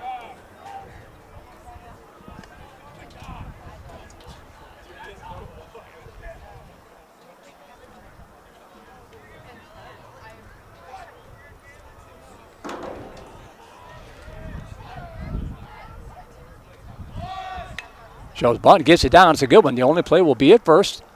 And this time he will get credited with the sacrifice as Lindenberger moves up to third base. So one away now for Carson Coffey with a runner at third.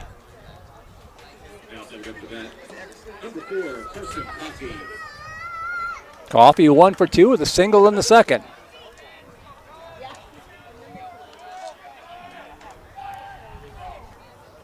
Vipers up 6-0 here in the fifth.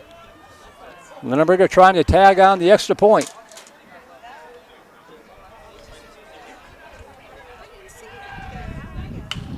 That should do it. A little flare to the right side and making the catch, tagging at third. They're going to try at the third of the plate and they're going to get him.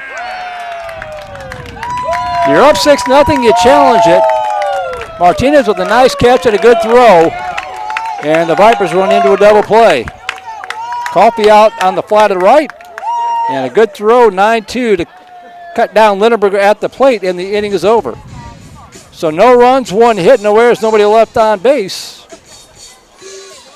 I like the aggressiveness. Force him to make a play, but Westwood executes, and we'll go to the bottom half of the fifth inning, still up 6-0.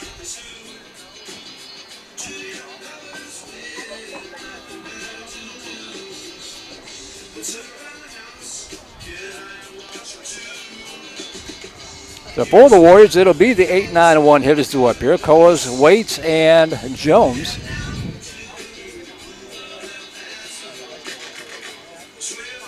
Should the Vipers be fortunate enough to make the playoffs this year, of course, the UIL has changed the playoff structure. No longer 1, 2, 3, and 4 seeds out of each district. 4 teams still qualify. We'll call this up here as we're waiting for Jack Hurkamp to trot out. He had to get his catcher's gear back on. 4 teams still qualify, top 4, but it's divided up into Division I and Division II like football does. Just think of what football does. Based on enrollment. That's what the numbers are to the right side of the team name. So should Vandegrift win this game tonight, we'll start exploring that a little bit more on Thursday night, comparing the 4 teams that seem to be in contention with what's going on in District 26-6A. So top 4 teams still advanced, but it's no longer 4 facing 1, 2 facing 3. It's Division I and Division II. What that means is Westwood reached the third round of the playoffs last year in the regional quarterfinals. That round has been eliminated. There are just 6 rounds in the playoffs. You go from by-district to area to regional semifinal.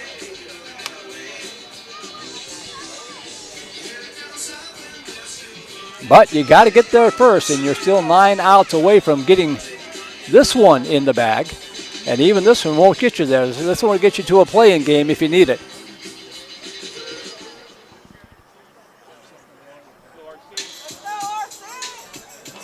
Now comes to the play for your Westwood Warriors at the bottom of the 5th inning. Every number 18, your shortstop, RC Oaks.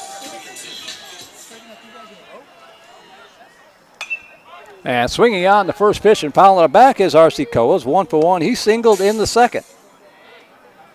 Coas, Waits, and Jones due up here for the Warriors in this bottom of the 5th.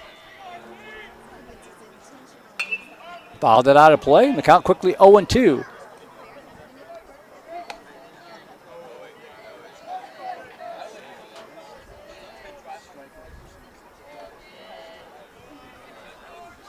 Oh, 2 pitch. That ball hit hard to left field, pretty well tagged, but it's going to hang up and making the catch is Marshall Lindenberger for out number 1. So a loud out for Coas, 1 away for Cooper Waits.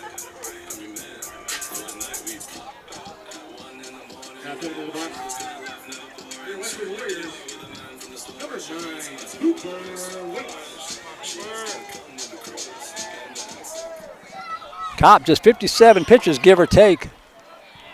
As Cooper Waits steps in. And chopper right side.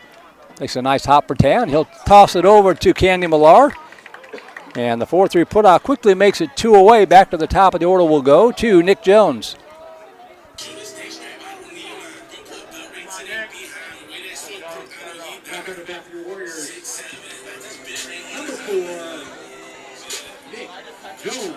Jones over 2, popped out the second, struck out looking in the third. In there for call, strike 1. Boy, Coppell's looking good.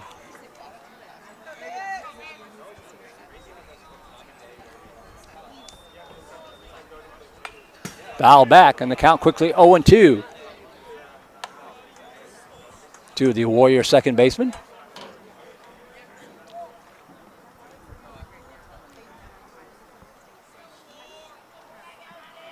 Oh, 2 pitch. Got a piece of it to hang alive, and the count remains 0-2.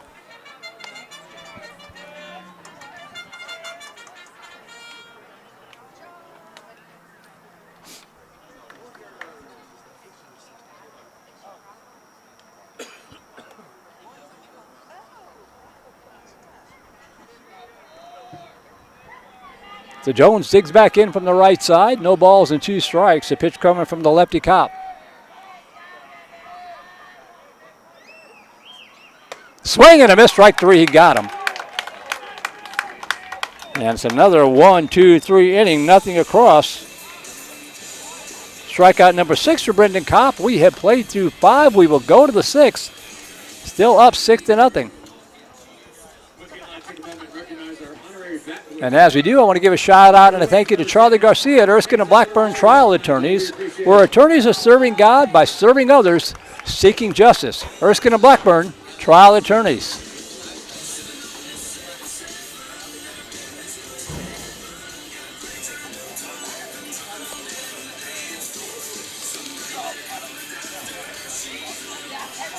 The Vipers will come up here in the top half of the 6th inning. It'll be 9-1 and 2 hitters due up here. Hurricamp, Obalo, and Teodecki trying to build on a 6-0 lead. All 6 runs coming in the 4th inning. 6 runs on 9 hits for Vandegrift. No errors. No runs on 2 hits, a couple of errors for the Westwood Warriors.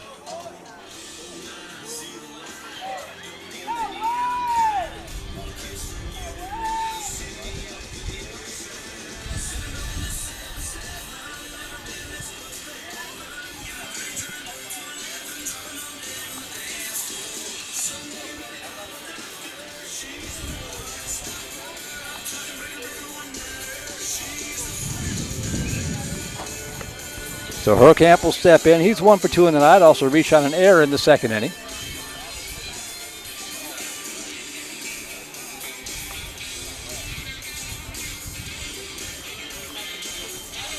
Same 2 teams on Thursday night. In case you missed it, Thursday night this week, with it being Easter week.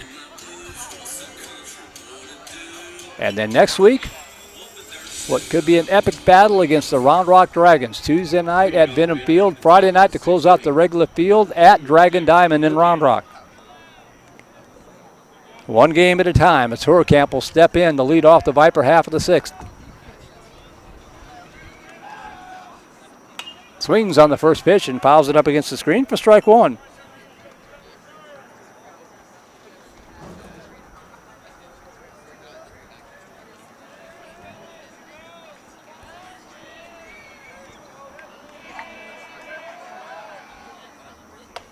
Off speed stays high and inside. 1 ball, 1 strike to the Viper catcher.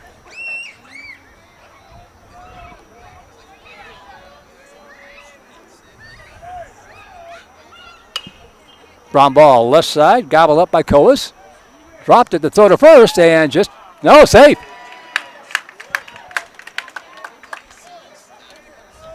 Hurricamp uncatcher-like field. I believe that's probably going to be ruled an error for the second time. Hurricamp will reach.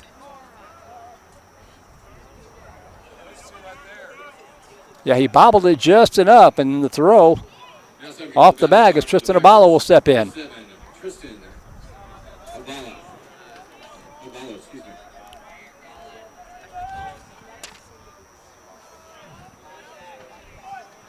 Shows bunt, and in the air, caught the throw to first. They're going to double him up. Abalo trying to bunt, but he got it up in the air. Semensky fielded it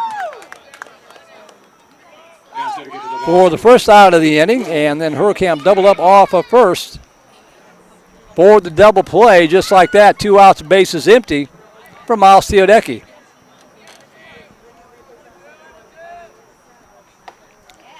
And Teodecki will look at the first pitch in there for call strike one. So tough break there for Vandegrift.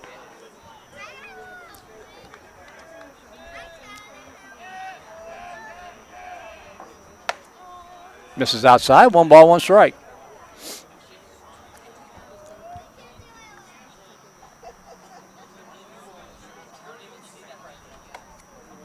Up high, ball 2.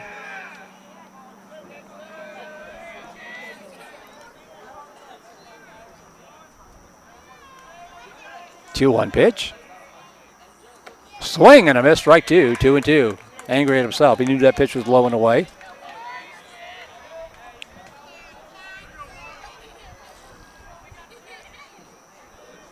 Two pitch coming up here from Szymanski. Popped up left side. Will the ballpark hold it? Looks like it will, and dropped. So Teodecki will get another hack at it.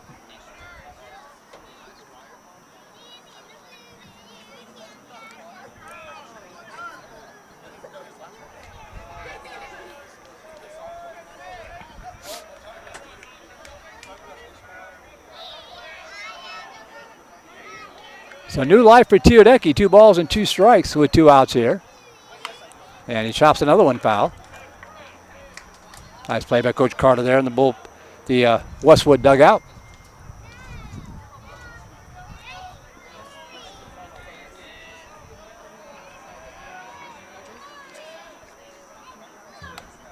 Off the plate for ball 3.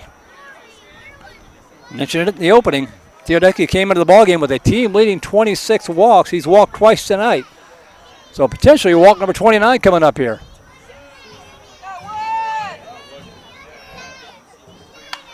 Nope, he's going to pop it up on the infield. Who's going to get it? Nice job there going back. Nick Jones making a difficult catch, going out towards center field to retire Teodecki. So the Vipers in an unconventional 1-2-3 inning, nothing across. We'll keep it here, go to the bottom half of the 6th inning. Still up 6-0. Yeah, Brendan Kopp will have to navigate the heart of the Warrior order this inning. 2, 3, and 4 hitters. Weston Franz, Antonio Martinez, and Justice Moore due up against Kopp.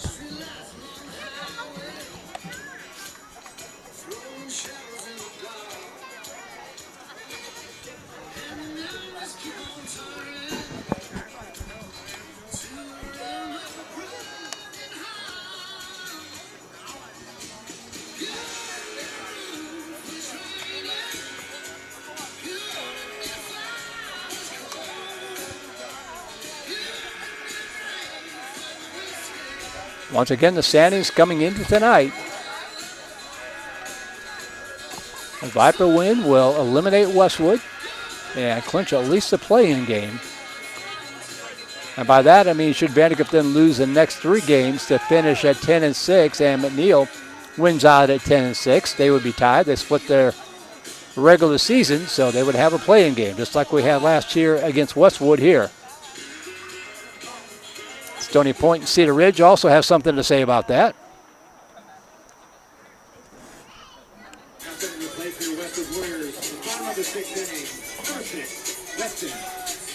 Here's Weston France, 1 for 2 in the ball game. Looks at the first pitch in there, call strike 1.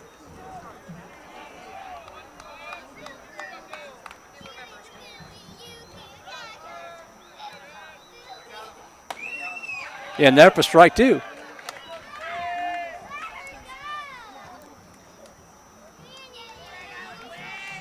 No balls, 2 strikes. Swing and a miss, strike 3. Franz is out on strikes for out number 1. Strikeout number 7 for Kopp, and that'll bring up Antonio Martinez. A Viper win tonight would make the Magic number 1. Any win for Vandegrift from the final 3 games would punch their ticket to the postseason. Now Martinez has been hit twice by Brendan Kopp. Let's see what happens here. Right down the pipe for strike 1.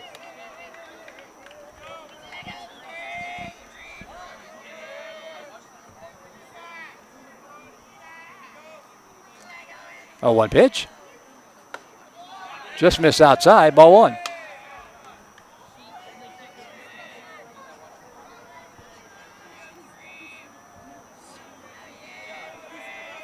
Well, 1 pitch. Just a little low, ball 2.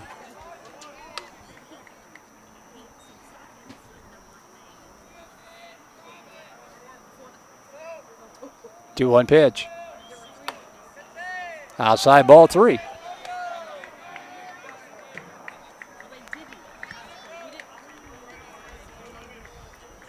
Kopp will try to battle back here. Behind in the count, 3 balls and a strike.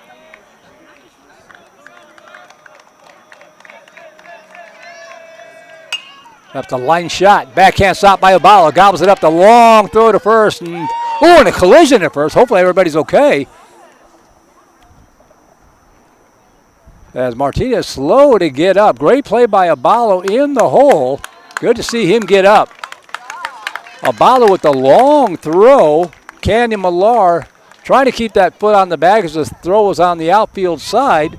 And Martinez over the top of him. Both guys went down. Both guys get up to check on each other, and I think everybody's okay. Great effort by Abalo. Good hustle by Martinez. He's aboard at first with 1 away for Justice Moore.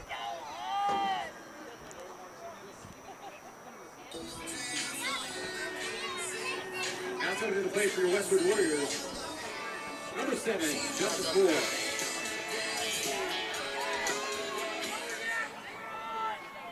Moore 0 for 1 with the walk. Swing and a miss, strike 1. That just the 3rd hit of the night allowed by Brendan Kopp.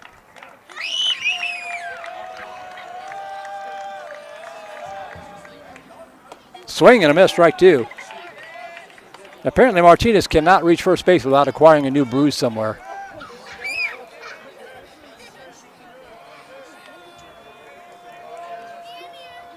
No balls and 2 strikes.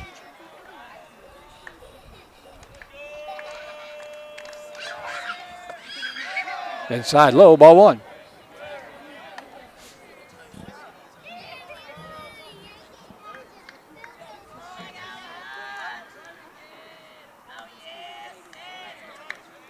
The 1-2 pitch. Down low, ball 2.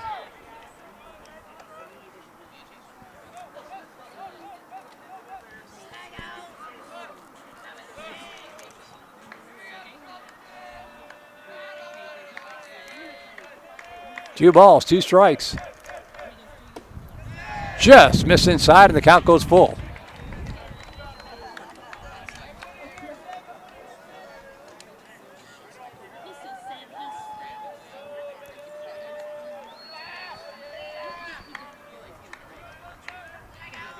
The payoff pitch.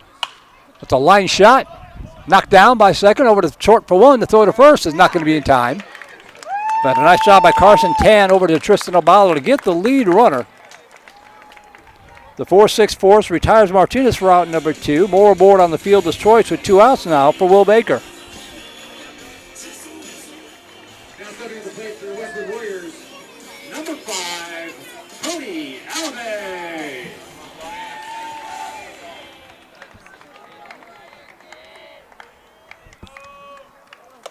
And the pitch up high, ball 1.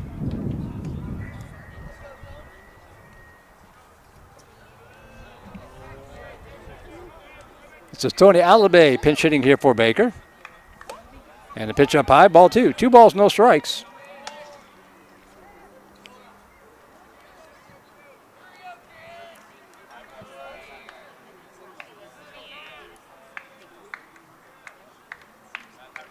Dual pitch. In there for strike 1. 2 balls and a strike. Runner at first with 2 outs. Here in the Warriors' 6th.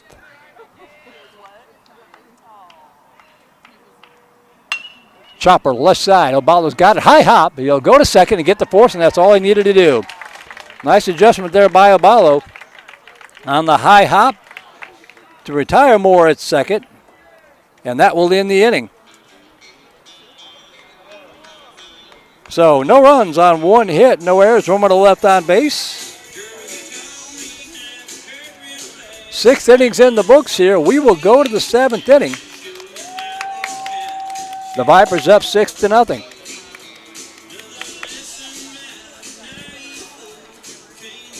Again, we want to thank Steve Teodecki and the Vandegrift Viper Baseball Booster Club for making it possible for us to bring you these broadcasts this year, along with all of our sponsors, our Hall of Fame sponsors, Wayne Weigel with State Farm, Jones Spross Law Firm, and D-Bat of Cedar Park, along with our Grand Slam sponsor, Charlie Garcia at Erskine and Blackburn Trial Attorneys. As we go to the top half of the 7th inning, trying to build on a 6-0 lead.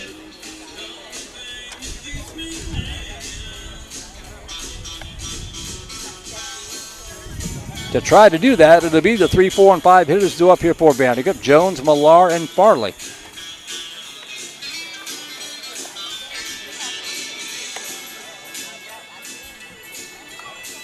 And it looks like we've got a new pitcher here for Westwood, the 4th of the night. This is Killian Boyce Bean.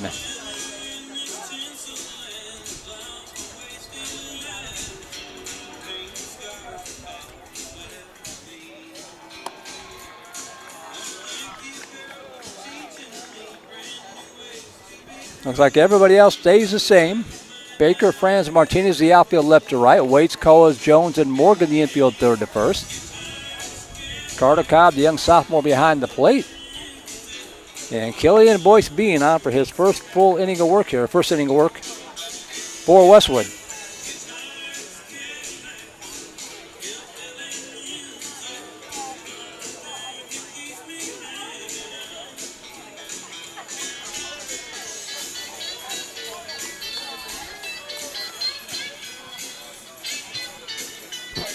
Braylon Jones really got the Vipers untracked in the 4th inning, a 2 RBI single to give him some cushion. He is 1 for 3 in the night, leading off the 7th. As we come to the top of the 7th inning, leading off for the Vipers with number 9, Braylon Jones. Top of the 6th inning, Cedar Park leading Glenn 3-1. That's our Vype Series spotlight for the week. As the first pitch to Jones, down low for ball 1.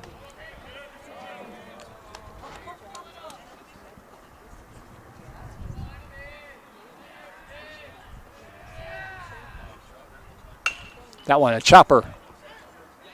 Knocked down by the shortstop and unable to make the play, and Jones will wind up at first base. We'll see how they rule this one. That would have been a tough play for Coas. So Jones is aboard at first for Cannon Millar. We'll see what they rule. Squaring up the bat for the Vipers, number 15, Cannon Millar. Millar 2 for 3 with a 2 RBI double in the 4th. That is ruled an error. So an E6.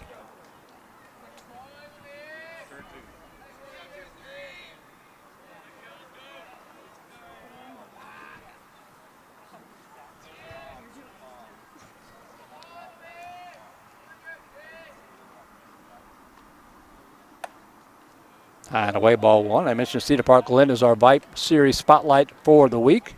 Next week we'll have two of them. Vandegrift against Round Rock and Westlake against Dripping Springs. I write them, my rules. So there you go. You'll have two next week. 1 ball, no strikes to Millar. Down low ball 2. Owen Patrick.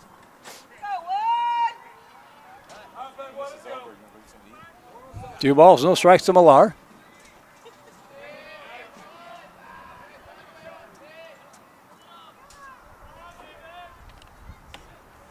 Off the plate, 3-0.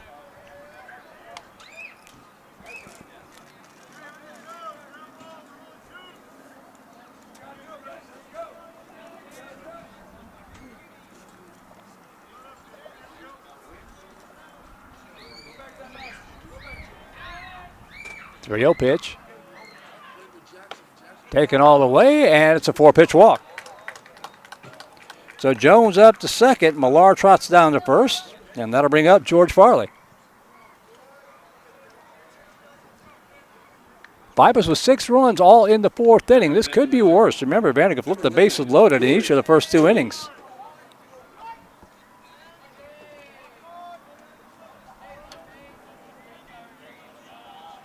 Farley 1 for 3 on the night with an RBI single. Shows bunt, pulls it back, and that pitch called a strike. I disagree. Strike 1.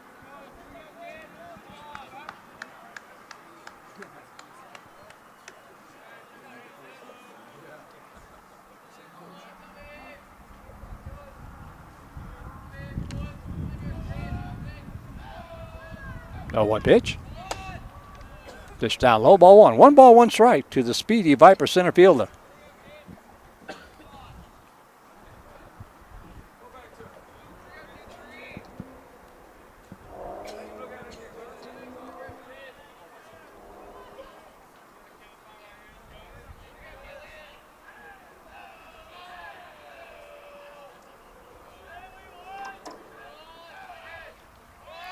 Pulls it back again, 2-1.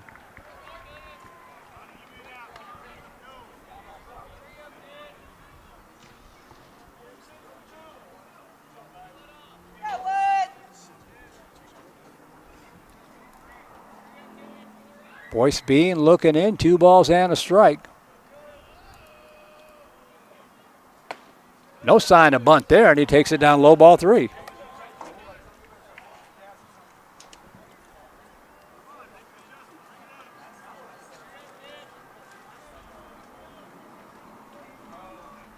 Three-one pitch coming up to Farley.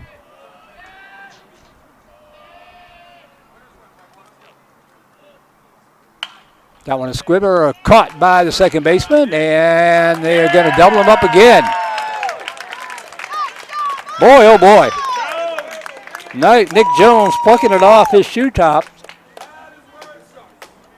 to get Farley for out number 1, and Jones unable to get back in time on the 4-6 double play. So just like that, there are 2 outs now. Runner at first for Marshall Lindenberger. Been a bunch of those tonight.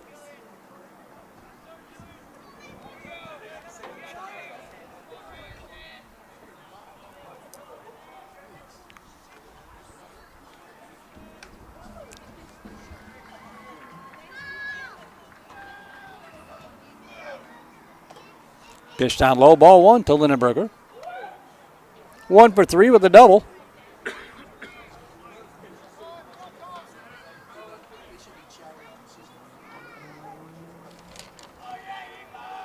Six, 7, and 8 hitters are up for Westwood in their half of the 7th.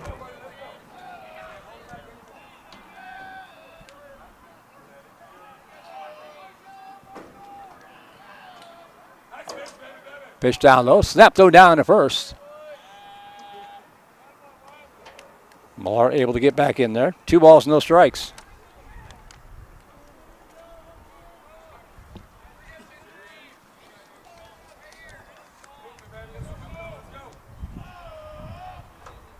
Check this swing. Yes, he went around. 2 balls and a strike to Marshall Lindenberger.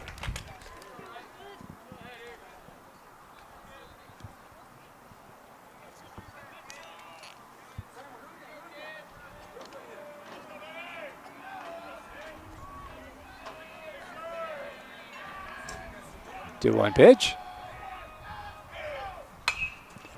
High fly ball into left field. It's going to hang up. And coming in making the catch is Will Baker to retire the side. So the Vipers, promising inning, fizzles out. No runs, no hits. The air doesn't hurt anything. With one runner left on base. So we'll go to the bottom half of the 7th inning, 3 outs away from a program first 20-win season. And it'll be Wes Morgan, Kellen Samansky, and R.C. Koa standing in the way as we go to the bottom half of the 7th.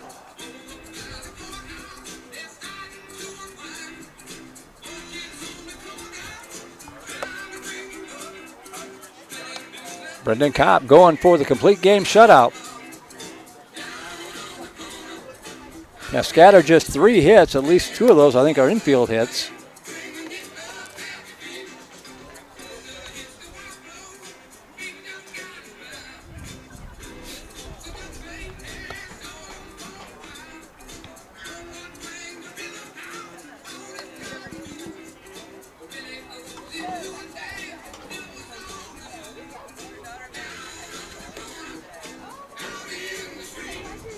It'll be Wes Morgan, Kellen Samansky, and R.C. Koa's due up. Morgan 0 for 2 on the night.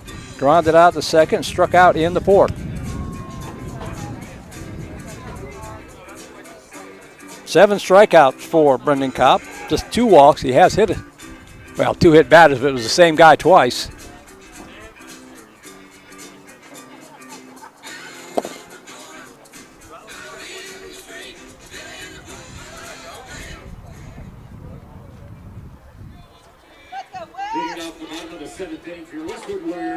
Austin Valor 3, Manor New Tech nothing, top of the 5th inning. That's a non-district tilt out there in Manor.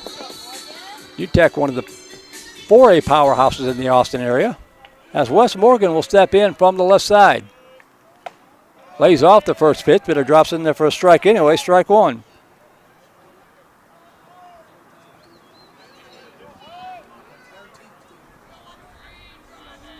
Oh, 1 pitch. Inside corner, strike 2.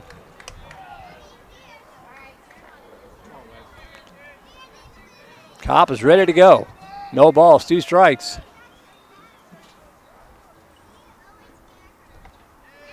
One hops off the carpet, 1-2 the count.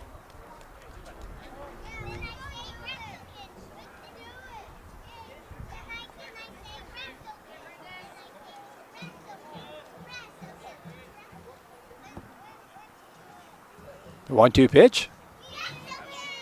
Swing and a miss, strike 3. Drop 3rd strike. Camp will toss it down to Millar to complete the put out. And 1 away now for Kellen Samansky.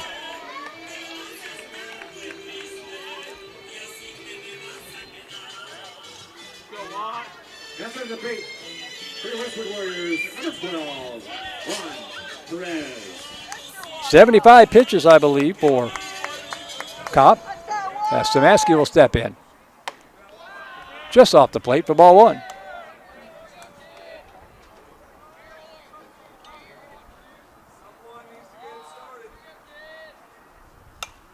Fouled straight back, and the count evens up 1 ball, 1 strike.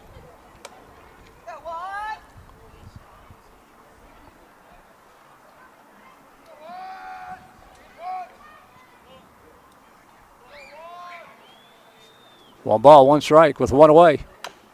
Chop foul, the count quickly 1-2.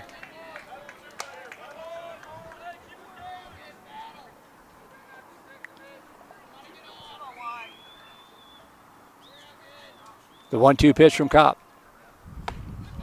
Ooh, boy. Hurricane was ready to fire down the 3rd. Umpire says it may have been a little low. 2-2. It's a tough pitch to take with 2 strikes.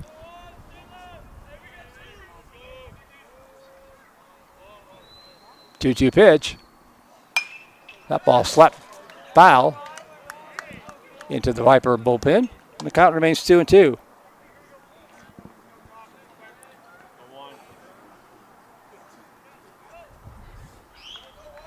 The wind of the 2-2.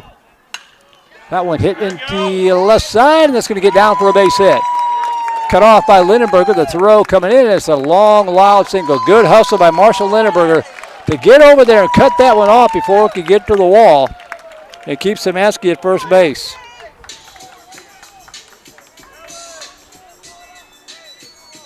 So a runner at first with one away for R.C. Coas. I think we're going to have a courtesy runner here for Szymanski, or a pinch runner.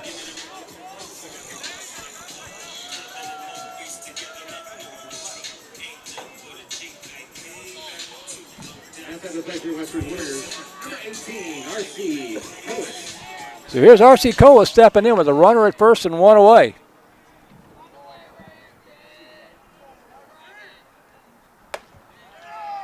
Juan Perez running at first base.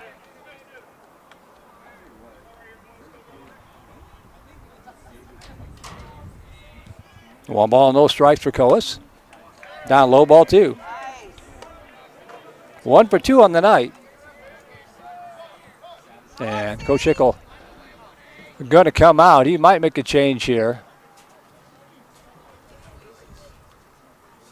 Cobb's had a great night.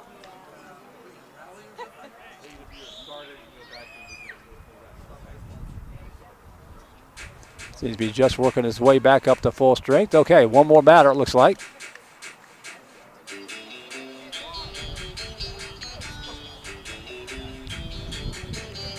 That was probably one of those just those strikes visits.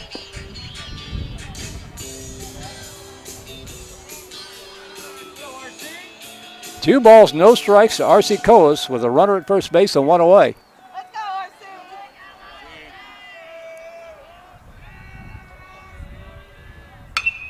That ball slapped out in the left field for a base hit. So back-to-back singles puts runners at first and second, and that'll bring up the number 9 hitter, Cooper Waits.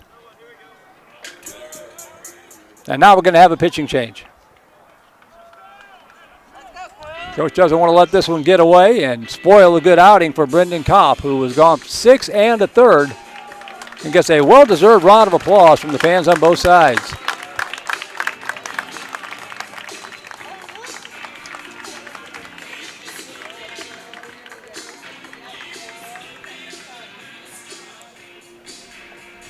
So a pitching change here. We'll find out who it is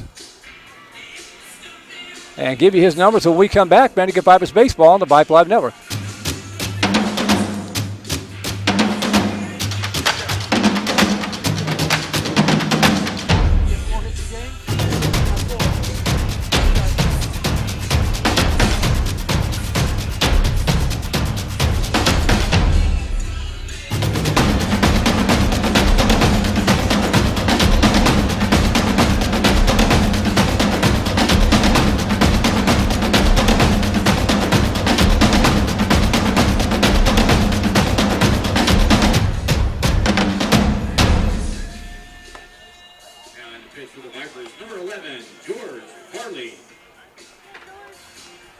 Welcome back to the ballpark. New pitcher coming in, George Farley. Going to try to close this one out. Unofficially, his numbers making his 9th appearance of the season, a record of 6-0 on the season, a team leading 31 and a third innings pitched. Giving up 17 hits, 6 runs, just 5 of those earned. He struck out 17, walked 12, has an ERA of 1.12, and a save on the season. This is not a save situation. So Farley will take over for Kopp. Tyler Lee will move out to right field. And Karsten Coffey will take Farley's spot in center field. So the outfield is now Marshall Lindenberger, Karsten Coffey, and Tyler Lee. Infield remains the same. Braylon Jones, Tristan Abalo, Carson Tan, and Canyon Millar. Hurricane still behind the plate. And George Farley will try to retire the next 2 batters and preserve the 6-0 win for Brendan Kopp and the Vipers.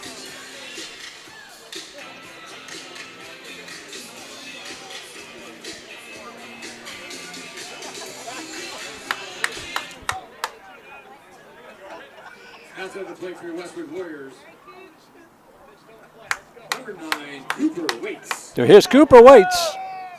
0 for 2 in the ballgame, getting his first look at Farley. Runners at first and second with one away in a 6-0 Viper lead. Yeah, the curveball stays a little high, ball one.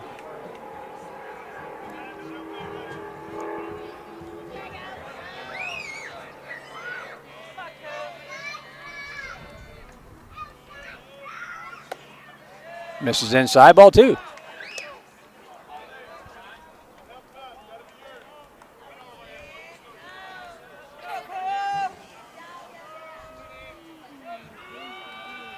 Two-0 pitch.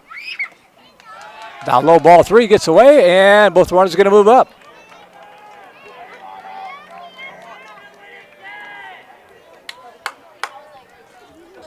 So 3 balls, no strikes. Runners at second and third now. First base open.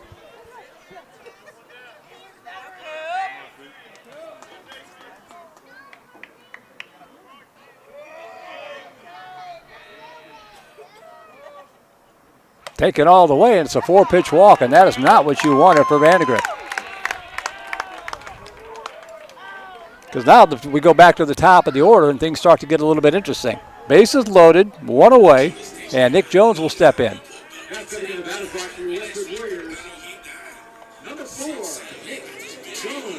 Jones 0 for 3. Perez running for Szymanski at third. Koa's at second. Waits at first with one away. There we go. That's in it for strike one.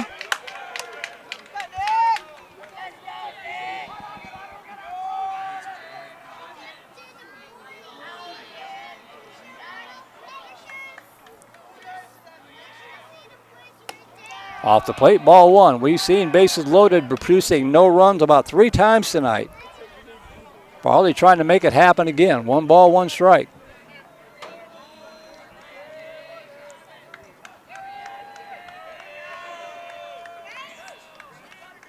Line shot up the middle. Knocked down, stepping on the bag for one. The throw to first is not going to be in time. The run will score. But it's a nice job by Carson Tan just to knock that ball down and get the runner at second base. So Waits is out for out number 2. Perez scores at 6-1. Coas moves up to third. RBI fielder's choice for Nick Jones. Runners at the corners, now 2 outs. 6-1 your score. And Western Franz will step in. Swung on, fouled it off of Hurricane's face mask, strike one. So Perez scores. Coa's over at third. And Jones at first with 2 away.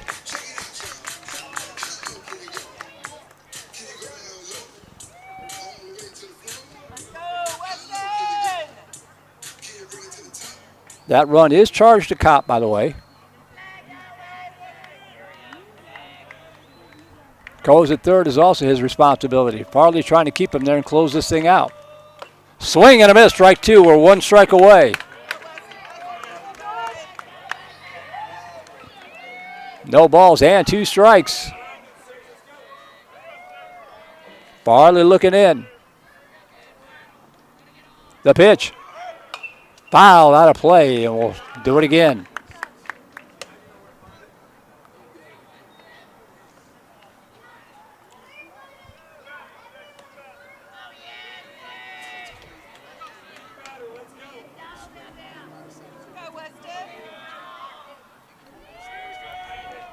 Farley looking in. No balls, 2 strikes. Popped up. This should be the ball game if the ballpark will hold it. It lands in the netting up above behind home plate. So the count remains 0-2.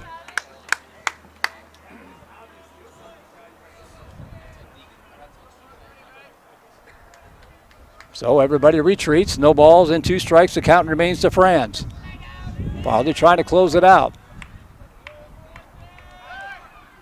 Oh, they got him picked off at first. The throw down, not going to be in time. He's going to steal it. Rarely does anybody even attempt to throw. But Jones got a great jump on the fake throw over to third. They had him picked off at first, but Jones beat the throw. So that eliminates the force. Runners at second and third now.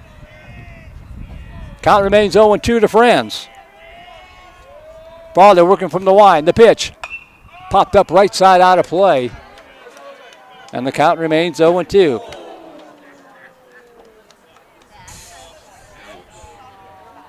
Nothing going to come easy here. Westwood fighting for their playoff life. Trying desperately to keep this game alive. Cole is at third. Jones is second with 2 away. No balls and 2 strikes to count to the Warriors center fielder, Weston Franz.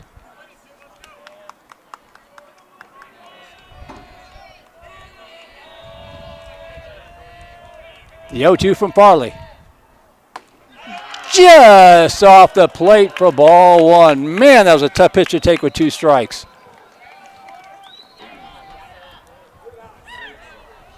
1-2.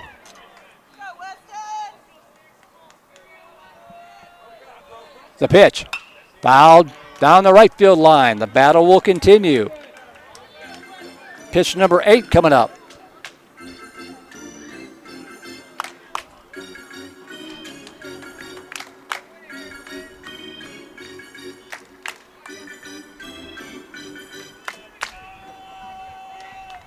One ball, 2 strikes. Franz digs back in. Farley with the 1-2 wind. That ball hit out in the left field for a base hit. That's going to score a run. That's going to score 2. And Westwood is back in the ball game. The ball gets loose on the infield. Oh, they got it picked off at first. A throw in there, not in time. That was close. But Franz delivers a 2 RBI single to left to score Coas and to score Jones, and you score now 6-3.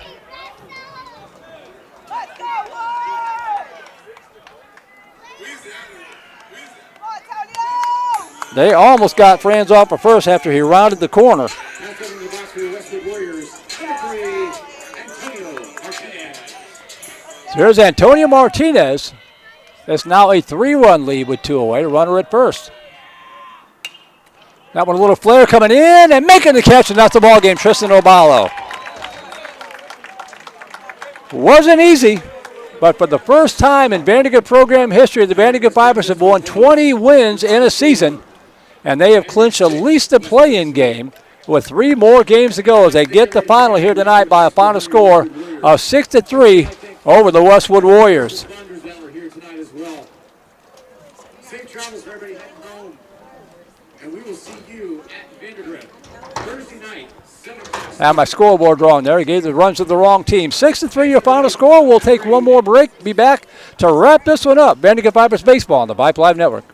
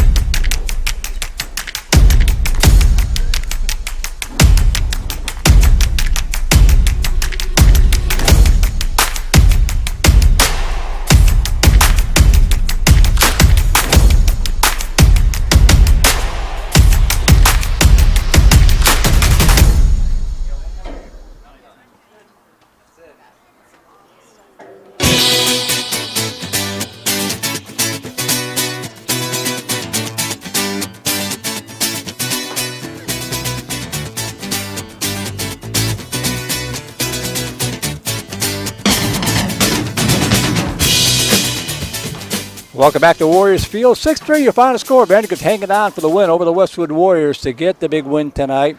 Westwood now dropping to 7-16-1 overall, eliminated from postseason consideration at 5-8 now in the district, and they'll look to regroup and try to play spoiler on Thursday night at Vandegrift. For the Vipers, by the way, it's 3 runs on 6 hits, 4 errors for Westwood. For Vandegrift, 6 runs on 9 hits. Winning pitcher is going to be Brendan Kopp.